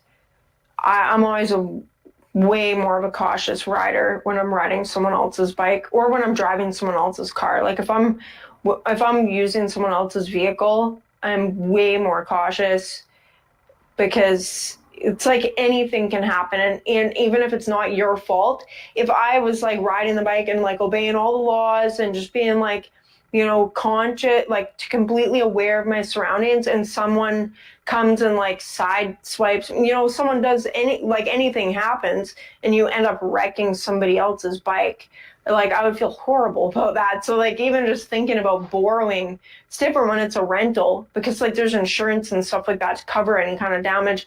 But even thinking about borrowing Eric's bike, I'm just like, I'm going to be like grandma riding around on that thing, because I'm like, I don't want to create any more possibility for an accident than what already exists, just being out there on the road. No, I have full coverage, and any bike I get on, any car I crawl into, is automatically covered. But Oh yeah. I have military insurance, so I still though, anything I get into, I'm so careful. Not because, again, just like you said, you want to respect the person that you borrowed it from, but you also don't want to kill myself. So Yeah, exactly. I love myself. I love myself a whole lot, and I hate to see myself die. So that's a thing. There was another question here. Someone's asking you about your alligator. So we talked about the alligator that you ate while you were there, and I think you might have got some tourist alligator, which probably wasn't the best. So It wasn't as bad as I was worried it would be. And if I wouldn't have known it was gator, I probably would have eaten more. Um, but I didn't really have any flavor. It was like flavorless chicken that was just a little more rubbery. I think you got the tourist gator. So yeah. That's what I got to USAA, and they'll cover anything I crawl on. But yeah, we'll try to get you further off the beaten path into some of these back places. Maybe if River's Edge is open, I think that's a good place to go. Everybody loves the food down there. But yeah, if anything happens on White Lightning, I'll make sure to sign it. Like sign the boo-boo. Down by Red Redder. Sign the boo-boo. Nothing's gonna happen on White Lightning. No. Unless you ride White Lightning. God, you're so lucky. That's such an awesome bike. I'm so excited. I'm seriously, I feel like I'm just as excited for being able to ride the FXR around the whole time as I am for like the whole rest of the experience. I'm so excited about that bike. Yeah, again, that's a totally fun bike to ride. Not to say it's like the Sportster, it's so fun to ride. But it's a workout to drive that bike, and I think that's what makes it so much fun. Is you have to get so physically involved, with those bikes to ride them. It's like riding my shovel head. Yeah. It's like I got on my Dyna this season, like a couple months ago or whatever, and I was like, man, I'm on a Cadillac. I was like, it feels so like it's so easy. Tony says the scariest bike he ever rode was a 57 Vespa 150 two-stroke. Yeah, you should have just led with two-stroke. Two strokes are scary as hell because it's like power on These every stroke. TYs are 2-strokes. Dude. It'll be my first 2-stroke ride. All right, next question. Go a little hold on. I know it's. You said you had one drink. You're probably tired right now, so let's roll on. I'm kind of feeling the drink a little bit, yeah. All right. Starting to want to eat. If you could go anywhere on a motorcycle today, starting anywhere, going anywhere on any motorcycle you wanted to, what bike would you ride and where would you go? Oh man, you asked me this question last time and I was like so caught off guard, even though you gave me the questions ahead of time. It's like, okay, if I could ride any bike anywhere, that's basically the question. Yep. Any bike you want to, anywhere you want to ride. You can start anywhere and end anywhere. Where would you go? Start anywhere and end anywhere? Yep. Okay, I would start in Canada and I would ride all across Canada, checking out everything. And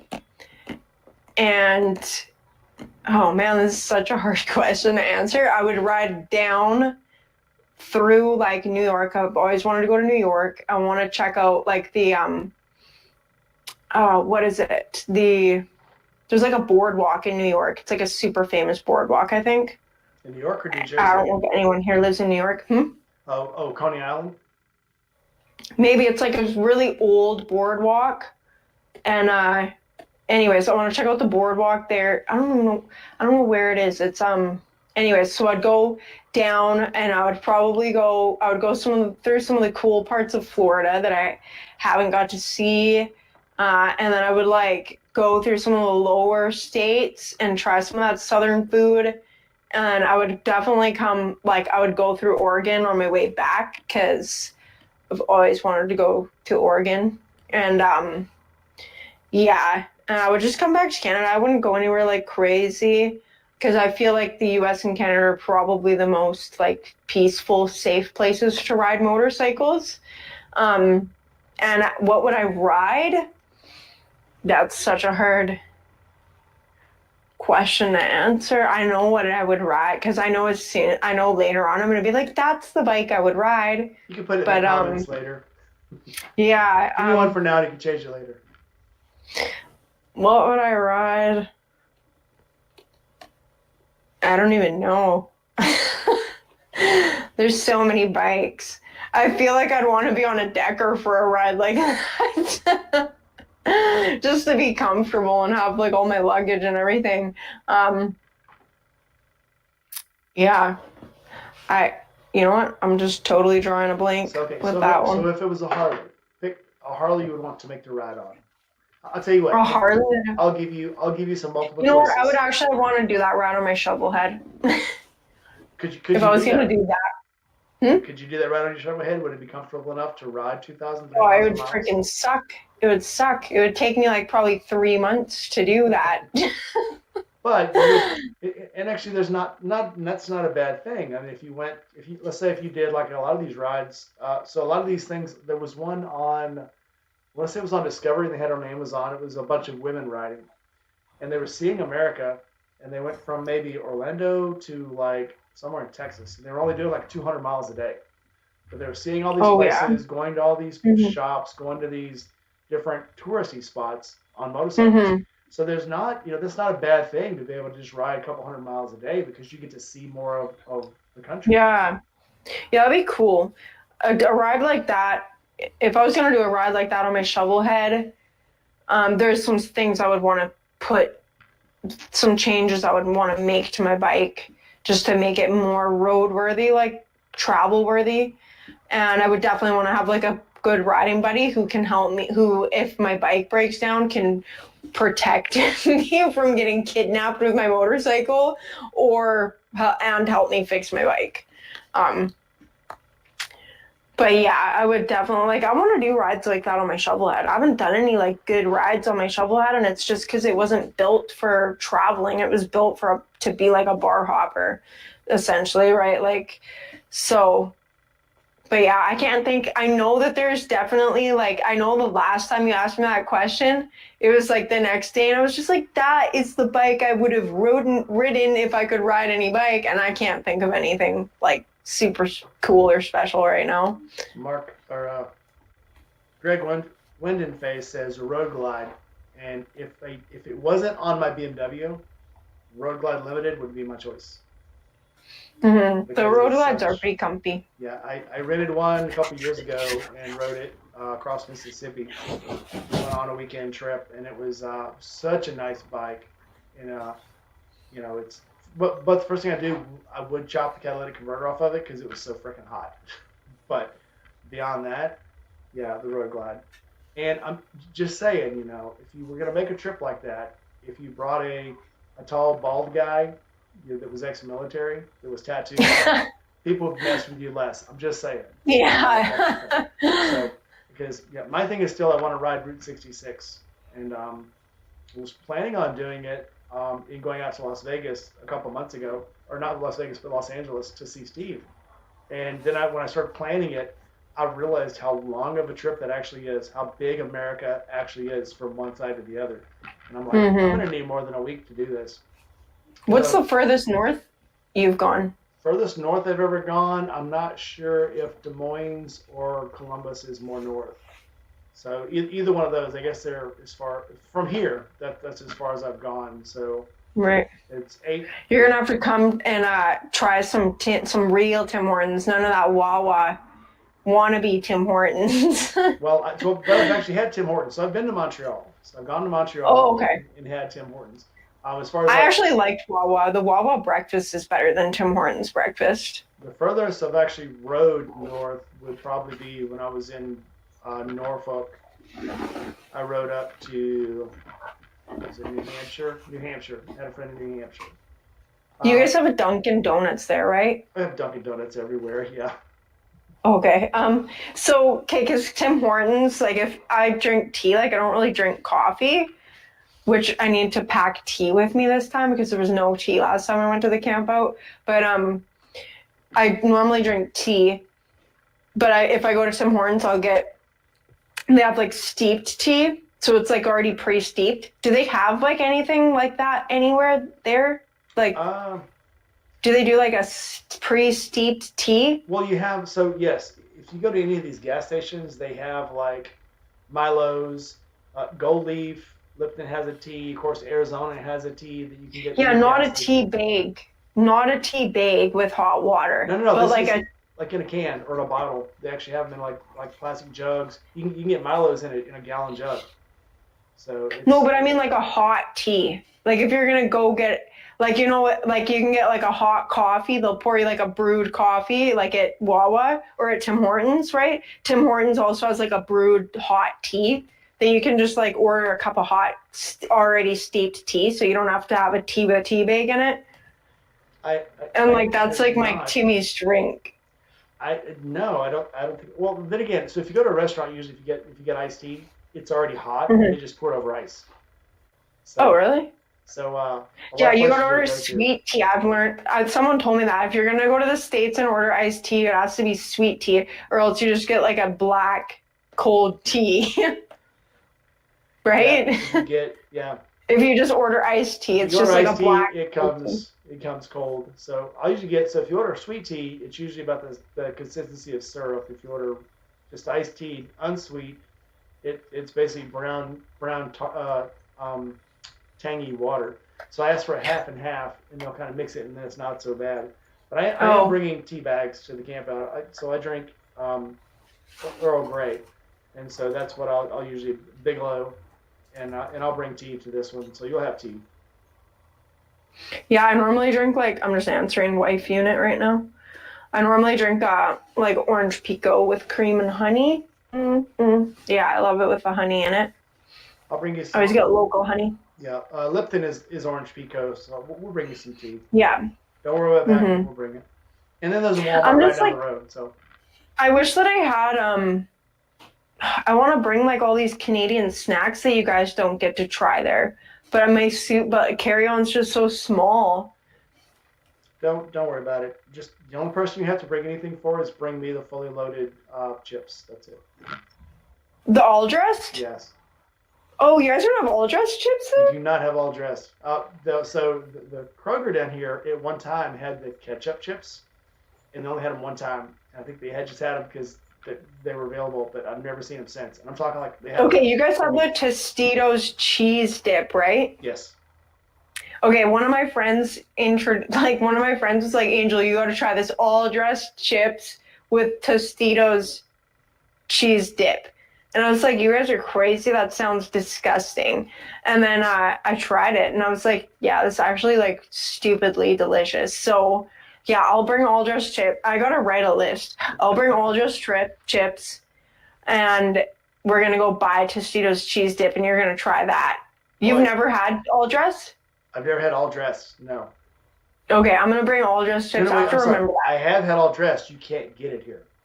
Okay, I'm going to have to remember to bring all dressed chips. And also, what else? I almost want to bring Timbits for everybody. Like just like a bag of Timbits. If anybody wants Timbits, put your hand up. So you should. So someday you have to come and actually stay long enough to go to Buc-ee's. I'll bring you to a Buc-ee's. Buc-ee's? Yes. Okay. I want to try Chick-fil-A too, because I've never tried Chick-fil-A, and it's like, we don't have it here. We'll bring you to a Chick-fil-A, just can't be on Sunday. I'm going to get fat. Okay, I'm going to make sure I lose 10 pounds before I get there so I can gain it all back while I'm there. Go on your workout program and blow it while you're here. Yeah. No all right.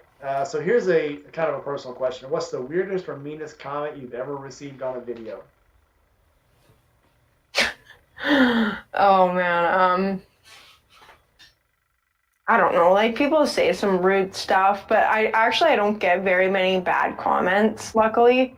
I get some pretty decent comments, but I have a strategy too. So if someone's really rude, depending on the level of crudeness, I'll just delete the comment. I won't even reply. I won't respond to it at all because I know it's just people like fishing, right? But if I get rude comments, I normally pin them. And then my audience, like all my loyal viewers, will just like totally gang up on this person. Great idea. It works so good, man, and it's just like the best entertainment. I'm just like, yeah, you guys all got my back. Like, I love reading the responses. I didn't know you could pin them. I'm gonna have to do that.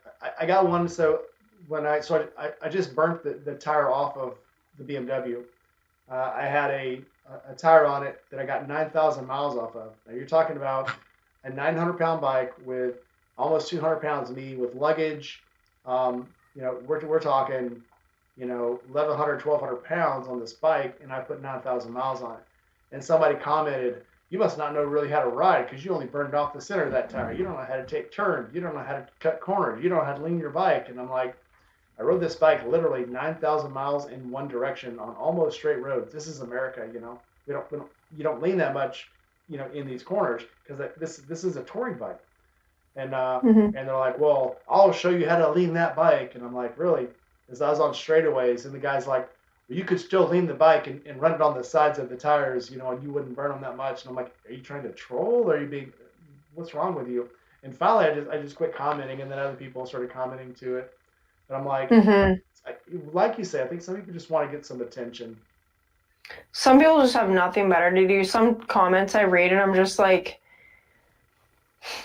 just people just being rude or crude or whatever, or just like commenting on my looks, and like they're either being really dirty and perverted with their comments, or they're just being really mean and just like saying that I'm ugly or something like that. You're a redhead. How can you be ugly? Come on. Well, you'd be surprised. Some people I think are just stupid. Yeah, I mean. Yeah, but I just think so I don't even respond to comments like that when people are just like being jerks. And I honestly am just like, what is the point, man? Like, do you really have nothing better to do with your time but to go onto some stranger on the internet on their video and, and comment about their looks? Like, seriously, of all the things. And then, Yeah, and then like there's the odd person who will like comment just like wanting to like, like, oh, like I'm in love with you or I want to marry You you. go to fruit Like of mouth. what? It's a line from an old Burt Reynolds movie where this What is guy's it? he goes, "You sure got a pretty mouth." Yeah, I remember that movie. I remember that line. But yeah, it's just like stuff like, but for the most part, I really don't get very mean. I don't get mean comments really at all. My one Kickstart short that I have up that's got some decent views on it, that probably has the most rude comments that I have had on any other video, and none of them are even that bad. It's just like people are just, there's been a couple people on there like, she doesn't even know how to kickstart a bike, like, just stupid stuff like that. I think a lot of those comments come from, and the entire video being the same. They see something. They've never done anything in their own life ever, but they see other They've never videos. kickstarted a bike. Yeah, but they see people doing things and they go, "Oh, well, I can judge everyone because I've seen something done one time," and it just goes from there. So before I ever comment now on a video, I'll go to look at their page and see how many followers they have, how many videos they put up, or how many posts they have. And usually it's like 0. No kidding. They're just there to critique people because their life sucks.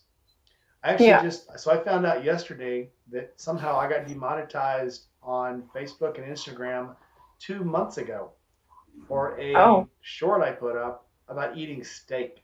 I posted yes, because they marked it as cruelty to animals for steak. Oh my gosh. And the cow's already dead. You can't be cruel to it. Well, I petitioned it today and it immediately was reversed.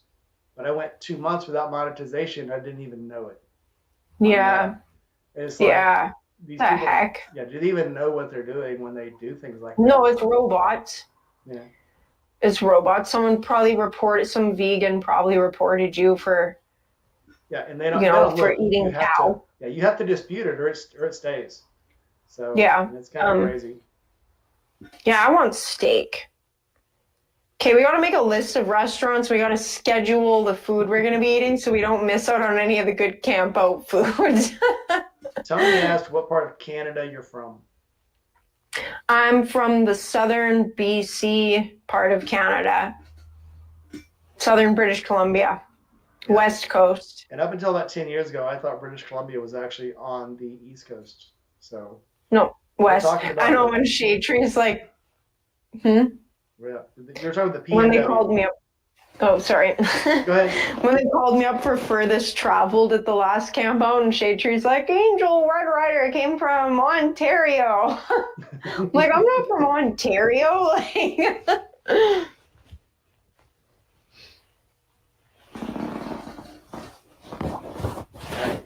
let's see what else we got here. Oh, and you can ask me questions at the end again, just like you did before. So be thinking about it. Shadow's got a question. Shadow, what's your question?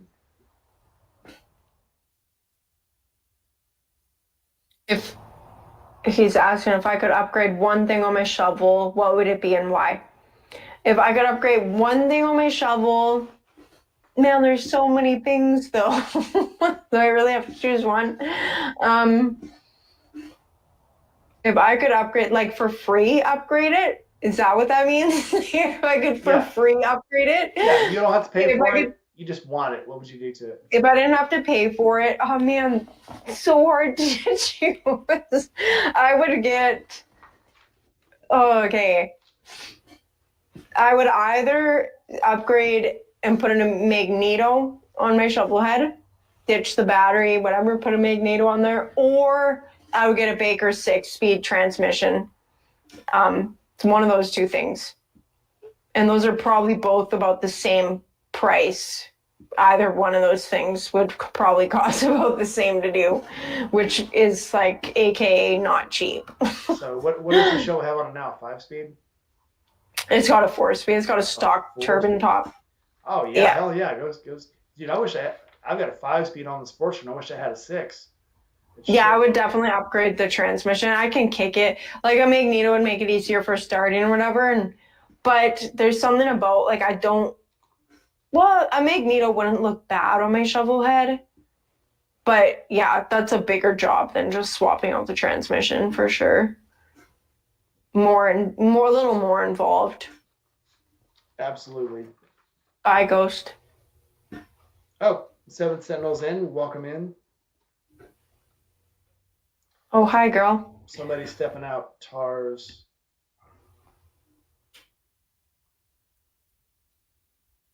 I miss something. Yeah, I see Chip's got a shovel head similar to mine. He said he just put a Baker 6 on his. In his. Oh, Tara's stepping out. All right, Ghost. Thanks for coming in. Chasing Ghost is stepping out. So nice having you in. Yeah. Bye, Ghost. Chip, you need to send me more pictures of your bike for another episode, by the way. All right. Have you inspired anyone to ride or wrench on their own bikes? I want to say that my siblings will never admit the fact that I inspired all of them to ride. But I feel like they were all tired of me being cooler than them, so they all got bikes. I've got to say, the sister that you just taught how to ride, I thought was you until I heard her talk. Because I'm like... Yeah, everyone says we sound exactly the same. I could tell the difference. I mean, you do sound the same, but I was like, I actually thought that was you. And then she like looked at the camera really well, and I was like, wait, that's not her. I feel like I probably was some motivation behind a couple of my siblings getting their license. As for like inspiring some, like I have had a couple people on my YouTube channel who've told me that I've inspired them to ride, inspired them to get their first motorcycle, like stuff like that. So people that I haven't met, yeah, there's some people who watch my channel who've said that about just watching my videos. So yeah, there's definitely some people that I've inspired to ride, but none that I've met in person. And I kind of think that my sister probably got into it probably because I'm out there riding around all the time, but she's never said that, so I can't really take the credit. So what's it like being a legend? I don't know. It's just same old, same old. I don't feel like a legend. I just feel like the same little redheaded girl that rides a bike and that everybody notices. Like, I was always, I don't know, it doesn't feel that much different to me. I was always noticed for my red hair, and I grew up in a small town, and my dad had a reputation as being a motorcycle mechanic that who people trusted and stuff. So, and my hair is like what my dad's was when he was younger. So yeah, I don't feel like a legend. I just feel like Angel. I just feel like that little redhead girl that lives in that small town and can't hide. If I want to not get talked to at the grocery store, I have to like put a hood on.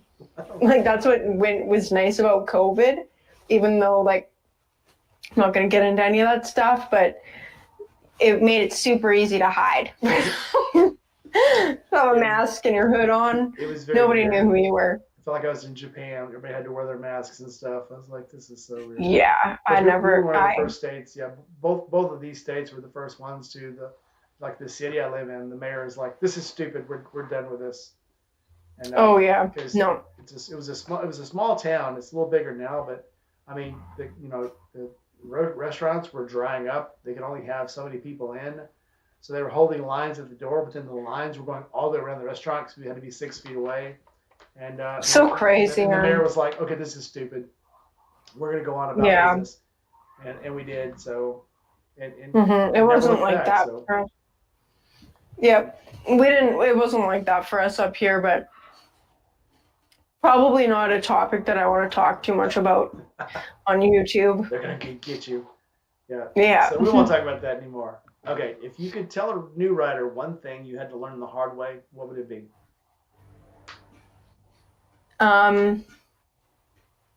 It would be that, like what I said earlier, just about there being a fine line between being overconfident and not confident enough, and that you just need to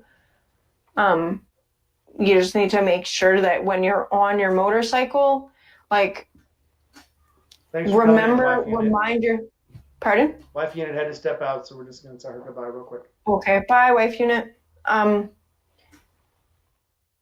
Yeah, I tell people, like, when you're on your motorcycle, to remember that, first of all, yeah, like, you want to remind yourself not to be overconfident and not to be like, you don't want to be underconfident either. Like, you want to remind yourself, what I used to always do is remind myself that I'm on a machine that was built by humans, and that machine can only do whatever I make it do, can only do whatever I tell it to do. So that was where I, like, found my confidence and just, like, my ability to handle my motorcycle. And then of course not going beyond your limits. But that whole idea, like, that whole idea of there being a fine line between overconfidence and, like, not being confident enough, came to me actually, like, in a corner while I was riding my little Yamaha. And that Yamaha was like, it was, like, pretty high off the ground. It was a dirt bike, right? So it just had the mono shock out the back. Like, it wasn't lowered that much, but that whole idea came to me in a corner when I was, like, going too fast for a corner yet again, going too fast, faster than I should have been for a corner. And I remember being in the corner, just coming up to the corner and thinking to myself, like, man, I'm going so fast for this corner. Like, I don't know if I'm going to be able to make it. But me thinking that and having that doubt in my mind about whether or not I was going to be able to make the corner, it took my attention off of what I needed to be doing to make the corner. And, like, so I shut down, like, everything happened so quickly. Like, I had to, like, just shut down that thought and remind myself, like, that I'm, like, I'm on a machine that I have control over. And I just countersteered really hard and, like, scraped my pegs through the corner. When I got home, I, like, got off the bike and leaned the bike over to see how far it had to have been leaning to scrape the pegs. But yeah, I think that's what I would tell new riders, is just, like, to just not let yourself, be too, just remember that there's a fine line between not being confident enough and being overconfident, and they both can be equally as dangerous. And, like, you can put yourself in a sticky situation, either way. So you want to just remind yourself of that, like, continuously. You want to, every time I get on my motorcycle, I have a prayer. Like, I'll have a prayer, like, for God to keep me safe from things that are outside of my control, but also to just, that I will be reminded, like, that I will not become, like, cocky in my ability. I won't let my riding experience make me think that all of a sudden, like, make me act as though I'm invincible on the road, because, like, anything can happen out there, and you're literally out there in the open on a machine that, like, you have no protection at all. It doesn't matter if you have leather on. Wearing leather doesn't make a difference if you get T-boned in an intersection, right? Like, but yeah, I think that's kind of what I would tell people, is just, yeah, make sure that you're not being a jerk out there on the road, or that you're not being a chicken. Like, if you're going to be a chicken out there on the road, you're putting yourself in danger just as much as if you have a fat head about it. Good advice. Mm-hmm. All right. So if you could buy any bike right now, you don't have to ride it every day, but you had to own it for the rest of your life, what would it be? Any bike right now?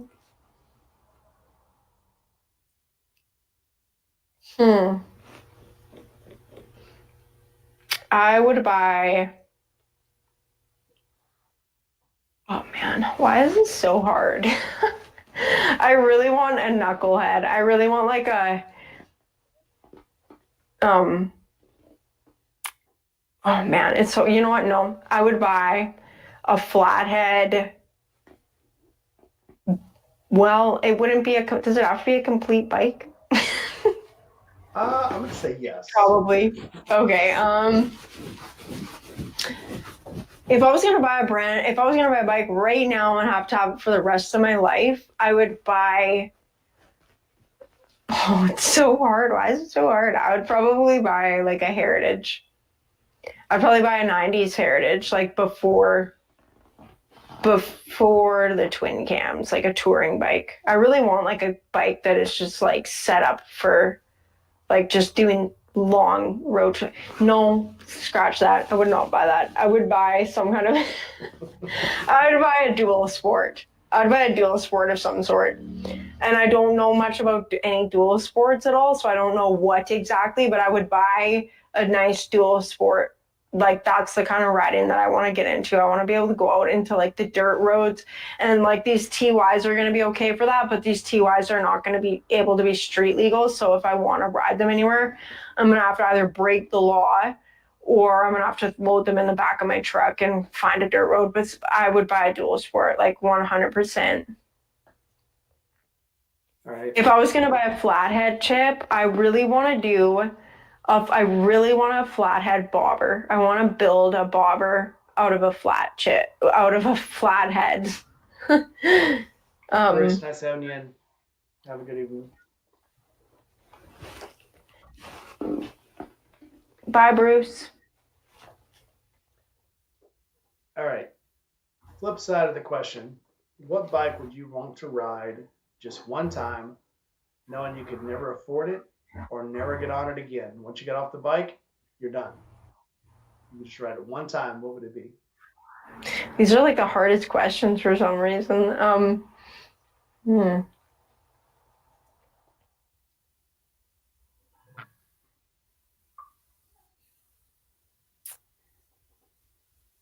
What would I ride one time if I could never own it? I would want one of those I would want to ride one of those, I don't even know what they are, but one of those bikes built for like the salt flats. I would want to like do like a salt flat rip. Like a rail bike. Yeah. Okay. Ones that are made And that from would an probably old be the last bomber. time I rode anything. Hmm? Ones that are made from a jet fuselage.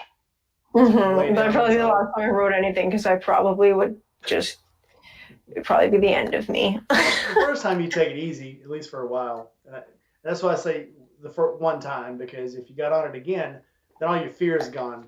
The first time you get on any bike, like you're talking about, you're cautious, you're a little bit afraid of it, you're taking your time on it. And then you talk yourself into getting back on it because now you're like, okay, I did it, I can ride it, I can do anything I want to. And that's when you'd actually hurt yourself, run it off the road, whatever. So Yeah. Chip says I should get a 70s XR 750, which doesn't sound like a bad idea. Like if I could find something like that in good shape, yeah, I would definitely want like an older.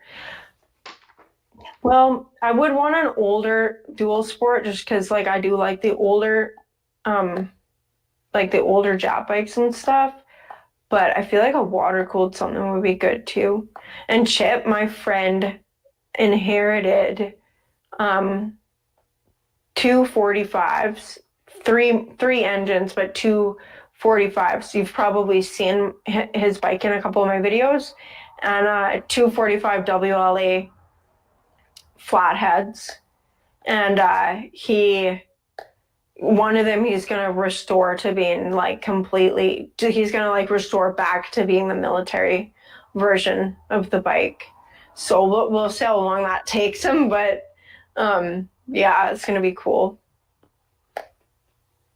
I've always wanted to do a flathead bobber though, because those engines are just so little. Like they're so little compared to like a normal, like a different Harley engine. Like that, I just feel like it would make such a cool little, cute little bobber.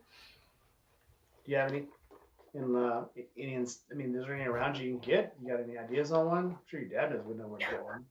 No, I don't. I've seen a couple for sale, but they were like way out of my price range, and that's just like a dream bike. Like I have to have enough projects right now. Like the only way I'd be buying another project right now is if something came up that I just would be stupid not to buy. The Harley dealer I went to yesterday had a bunch of classic bikes. They are the oldest Harley dealer in Arkansas, and they had an XR 750 there on the floor, and they had two Super Mm-hmm. Glides, which is my dream bike, one of my two dream bikes, up in the rafters. And I walked in, and when I first looked around, I missed it, and I looked up, and they had two Super Glides, and they had the Dominator, the drag bike, in the overhead, hanging from the ceiling. Mm-hmm. So, anyway, very cool stuff. But let's not make this about. Let's make this about you. Yeah, how rude.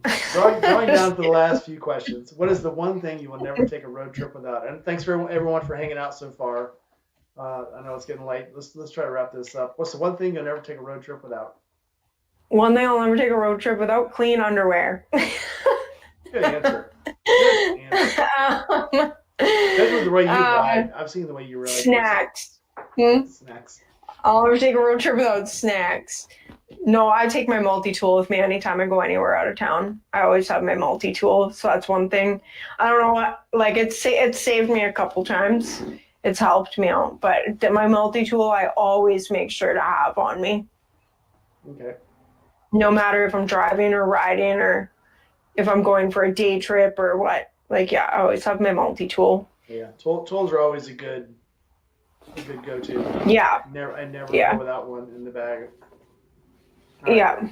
What is your favorite motorcycle from a movie or TV series? Favorite motorcycle from a movie or TV series? Man, I don't watch a lot of anything. I don't really watch anything like that. But the first bike that comes to mind is I really want the bike that he was riding in the Terminator. Fat Boy? No, I don't think it was the Fat Boy. There was two bikes in the Terminator, wasn't there? He had, so there was a John Connor was riding a little Yamaha. So the very first one, he was on a it was supposed to be a Kawasaki 1000, but it was actually a 4-cylinder dirt bike. But the stunt bike was the 4-cylinder dirt bike. The one that he rode was the Kawasaki, the KZ 1000, the very first one. Mm-hmm. Yeah, I have always I love the old these old 70s and 80s dirt bikes and stuff. I've just always loved them. Gma says credit card and a hairbrush is all her mechanic says she needs, which is I don't need a hairbrush just to get my eyebrows out of my eyes maybe, but I mean I need a hairbrush, but I don't know, only 3 times a week. Can't comb these curls. Wouldn't be curls anymore. What's the chick from Brave? What's her name? It's on the cartoon. I don't remember what her name is, but yeah, after that cartoon came out, you know how many times I heard that from people? You look like Brave. I was I was alive way longer before that movie happened. She looks like me. Yeah. Yeah, what the hell, people? Yeah. Yeah. I don't remember what her name is, though. I want to. It's not Malta. It's something like that. Merida. Merida or Meredith or something. Yeah. Something. But yeah. Anyway. All right. Last question I have for you. Who would you like to ride with from the past or present? Could be alive. Could be past. Who would it be? If I could ride with? Yep.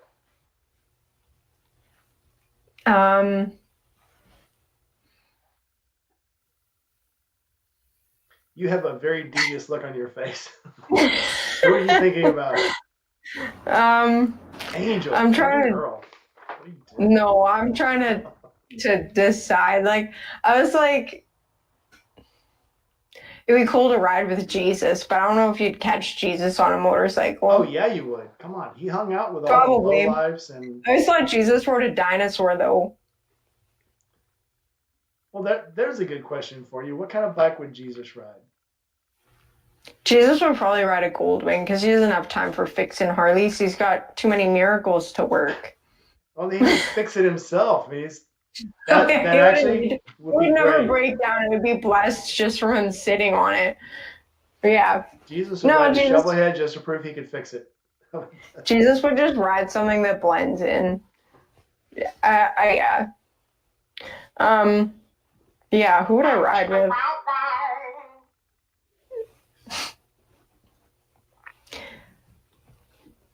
You should text Yeah, me. pardon? Said you should text Oh, me. it'll take like 10 minutes to come through. No, it might come up pretty quick. It might. And while you're doing that, I think of moved here from Canada and they think I'm slow, eh? I love that. See, it came right through. All right, what's your question for me? If you guys got any questions, go ahead and throw them in the comments now. We're about to wrap this up because we ran a little long. This has been awesome. I love talking with you. We're going to spend such a good time at the camp out. Oh, I'm so excited for the camp out. Okay, my question for you is, what are you looking forward to the most for the camp out? Oh gosh, so many things. There's just not one thing. Obviously, I get to see all my friends. I get to see you. I get to see G-Ma. Get to see Chase. I get to see David and Cindy. Even though I just saw David not too long ago. Okay, besides the people, other than the people, what's the one thing that you're looking forward to the most? Street corn. Because the people are they're going to be there anyway. I hope they have the street corn again. That was Street corn? so good. Jeez. Mm-hmm. Yeah, that was awesome. The street corn, the games. I know Skittles have been working really hard to keep everyone entertained. So there's some new games this time we're gonna play. Mm-hmm. So yeah, it's just all the fun we're gonna have. Obviously the people, but I mean, spending time with the people, eating with the people, karaoke. You know, I'm trying to get them to do Camp Kamikaze karaoke this time, where you don't get to pick your own song. You have to you have to sing a song someone else's picked. Oh. I will not be doing karaoke if that's the case. You got to do a song with me. You can pick any song. You can pick a song, sing a song with me. It's going to be awesome. I might do a song that I choose if I've, like, after my third beer. But, yeah, it's like it's going to have to be, it's a very, like, I don't know, rare. Yeah, we'll have to see how things go. So I have an idea, Seventh Sentinel. This is for you. I want to do a Linkin Park song, and I don't know if you guys know this. The Seventh Sentinel is a hell of a rapper, so I want to do a Linkin Park song and have Seventh Sentinel do the rap parts. I think that'd be awesome. Get back to me. Call my people. My people will call your people. There's actually this one song written by some Canadians here, and from Alberta who I wanted to sing that there just because it's just because I'm the Canadian. What bands are from Canada? I don't even know. Red Rider, the band, is from Canada. They do the Lunatic Fringe. The band is from Canada. Yeah, they do that song Lunatic Fringe. If you put it on, look it up. If you put it on, you'll know. You've heard it before. They're like a one-hit wonder kind of band. Honeymoon Suite's from Canada. Nickelback, I think, is Canadian. Oh, that's right, Nickelback. Okay, you've redeemed yourself. Nickelback. That's good. Good enough. There's some other. Of Canada. Ryan Gosling is Canadian. That doesn't count. We're very happy to have Ryan Gosling as our ambassador for comedian actors. Oh no, Ryan Reynolds. Ryan Reynolds is the best. Well. Besides Gillian Anderson, is the best thing to come out of Canada in years. So yeah, who is also a redhead. So yeah, that's the hard part, is trying to figure out who my favorite Canadian is. You or Gillian Anderson? No, it's you. It's you. Okay. That's fine. Okay, fine.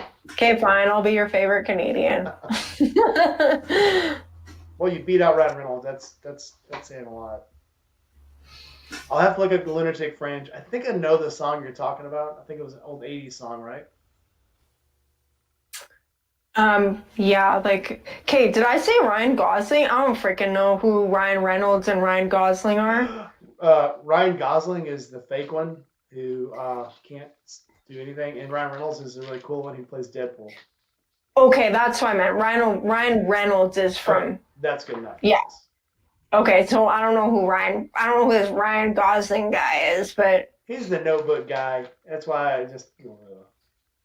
Oh, okay, yeah, he's not from Canada, I don't think. He might be from Canada, but I don't know. I'm putting a link to Lunatic Fringe in the chat. Okay. But I don't know if you can click on links in the chat. No, Gma can if she looks it up. You can put it in the comments, and the link will come in. I think in the chat you've got to be a moderator to put it in. Oh, right. Which is fine. Yeah, Gosling was in Barbie too, which I haven't seen. Which I want to see Barbie, not for Ryan Gosling, obviously, but so there's a Someone told me it was conspiracy. funny. Well, there's a Hmm? conspiracy that Barbie was actually um, Harley Quinn before she went crazy, and Oh, really? and all in the movie. So have you seen the movie? No, I don't watch stuff. So the Barbie movie is about Barbie finding out that Yeah. there's actually a real world, then she goes into it. And then she has to learn how to act in the real world. So the conspiracy Oh. is, so here's the theory is Barbie went to the real world, found out that the real world was too much for her to handle, started going crazy, became a psychiatrist and a psychologist to learn how the real world worked, then Hmm. became the Joker's counselor, went further crazy, and then became Harley Quinn. And if you Oh look yeah, at the Rush is. movies, if you look at the movies, they act the same in the movies. All of their facial things are the same. They walk the same. They swing the same. So there's a big conspiracy on this, and I actually believe it, that she actually uh, played the two parts as the same person, where they would actually be the same person. It's kind of cool. Kind of a cool little thing if you want to follow that. If you want to follow that down the rabbit hole. But anyway. Yeah, I just don't watch movies. You know, like the last movie I saw was The Bike Riders, and I went to the theater for it. But yeah, I don't watch anything. That's the most recent movie, most newest movie I've watched. And Chip Martin said, yeah, I forgot Rush. The band Rush is from Canada. Okay, that's okay too then. So there, Canada's cool too. Nobody said Canada wasn't cool. It snows there. I mean, No one said it; they just implied it. well, in the 80s and 90s, and I'll say this and I'll be quiet. Of course, there was John Candy, and Second City was out of Canada, and all the good TV shows and movies were coming out of Canada. So 21 Jump Street, I don't know if you may know this or not, was actually a Canadian show. A lot of the Fox stuff came out of Canada. So there's that. So I like to give Canada a hard time because it's Canada, obviously, but there's a lot of good entertainment. I like to give Britain a hard time too, and a lot of their TV shows are spectacular. Because Britain may not know how to cook very well. Their food sucks, but they know how to make a good show. So there's that. Tony Hay wants to ask me what's the fastest I've gone on my bike, and Don't my answer. You're in shovelhead doesn't Canada. have a They'll come get speedo. you. What? Don't My answer. shovelhead doesn't have a speedo, so I don't know. If you're in Canada, they'll come get you. They'll come arrest me. Um, and okay, I'm trying to figure out what this is in miles. Because I've not gone 100 miles an hour.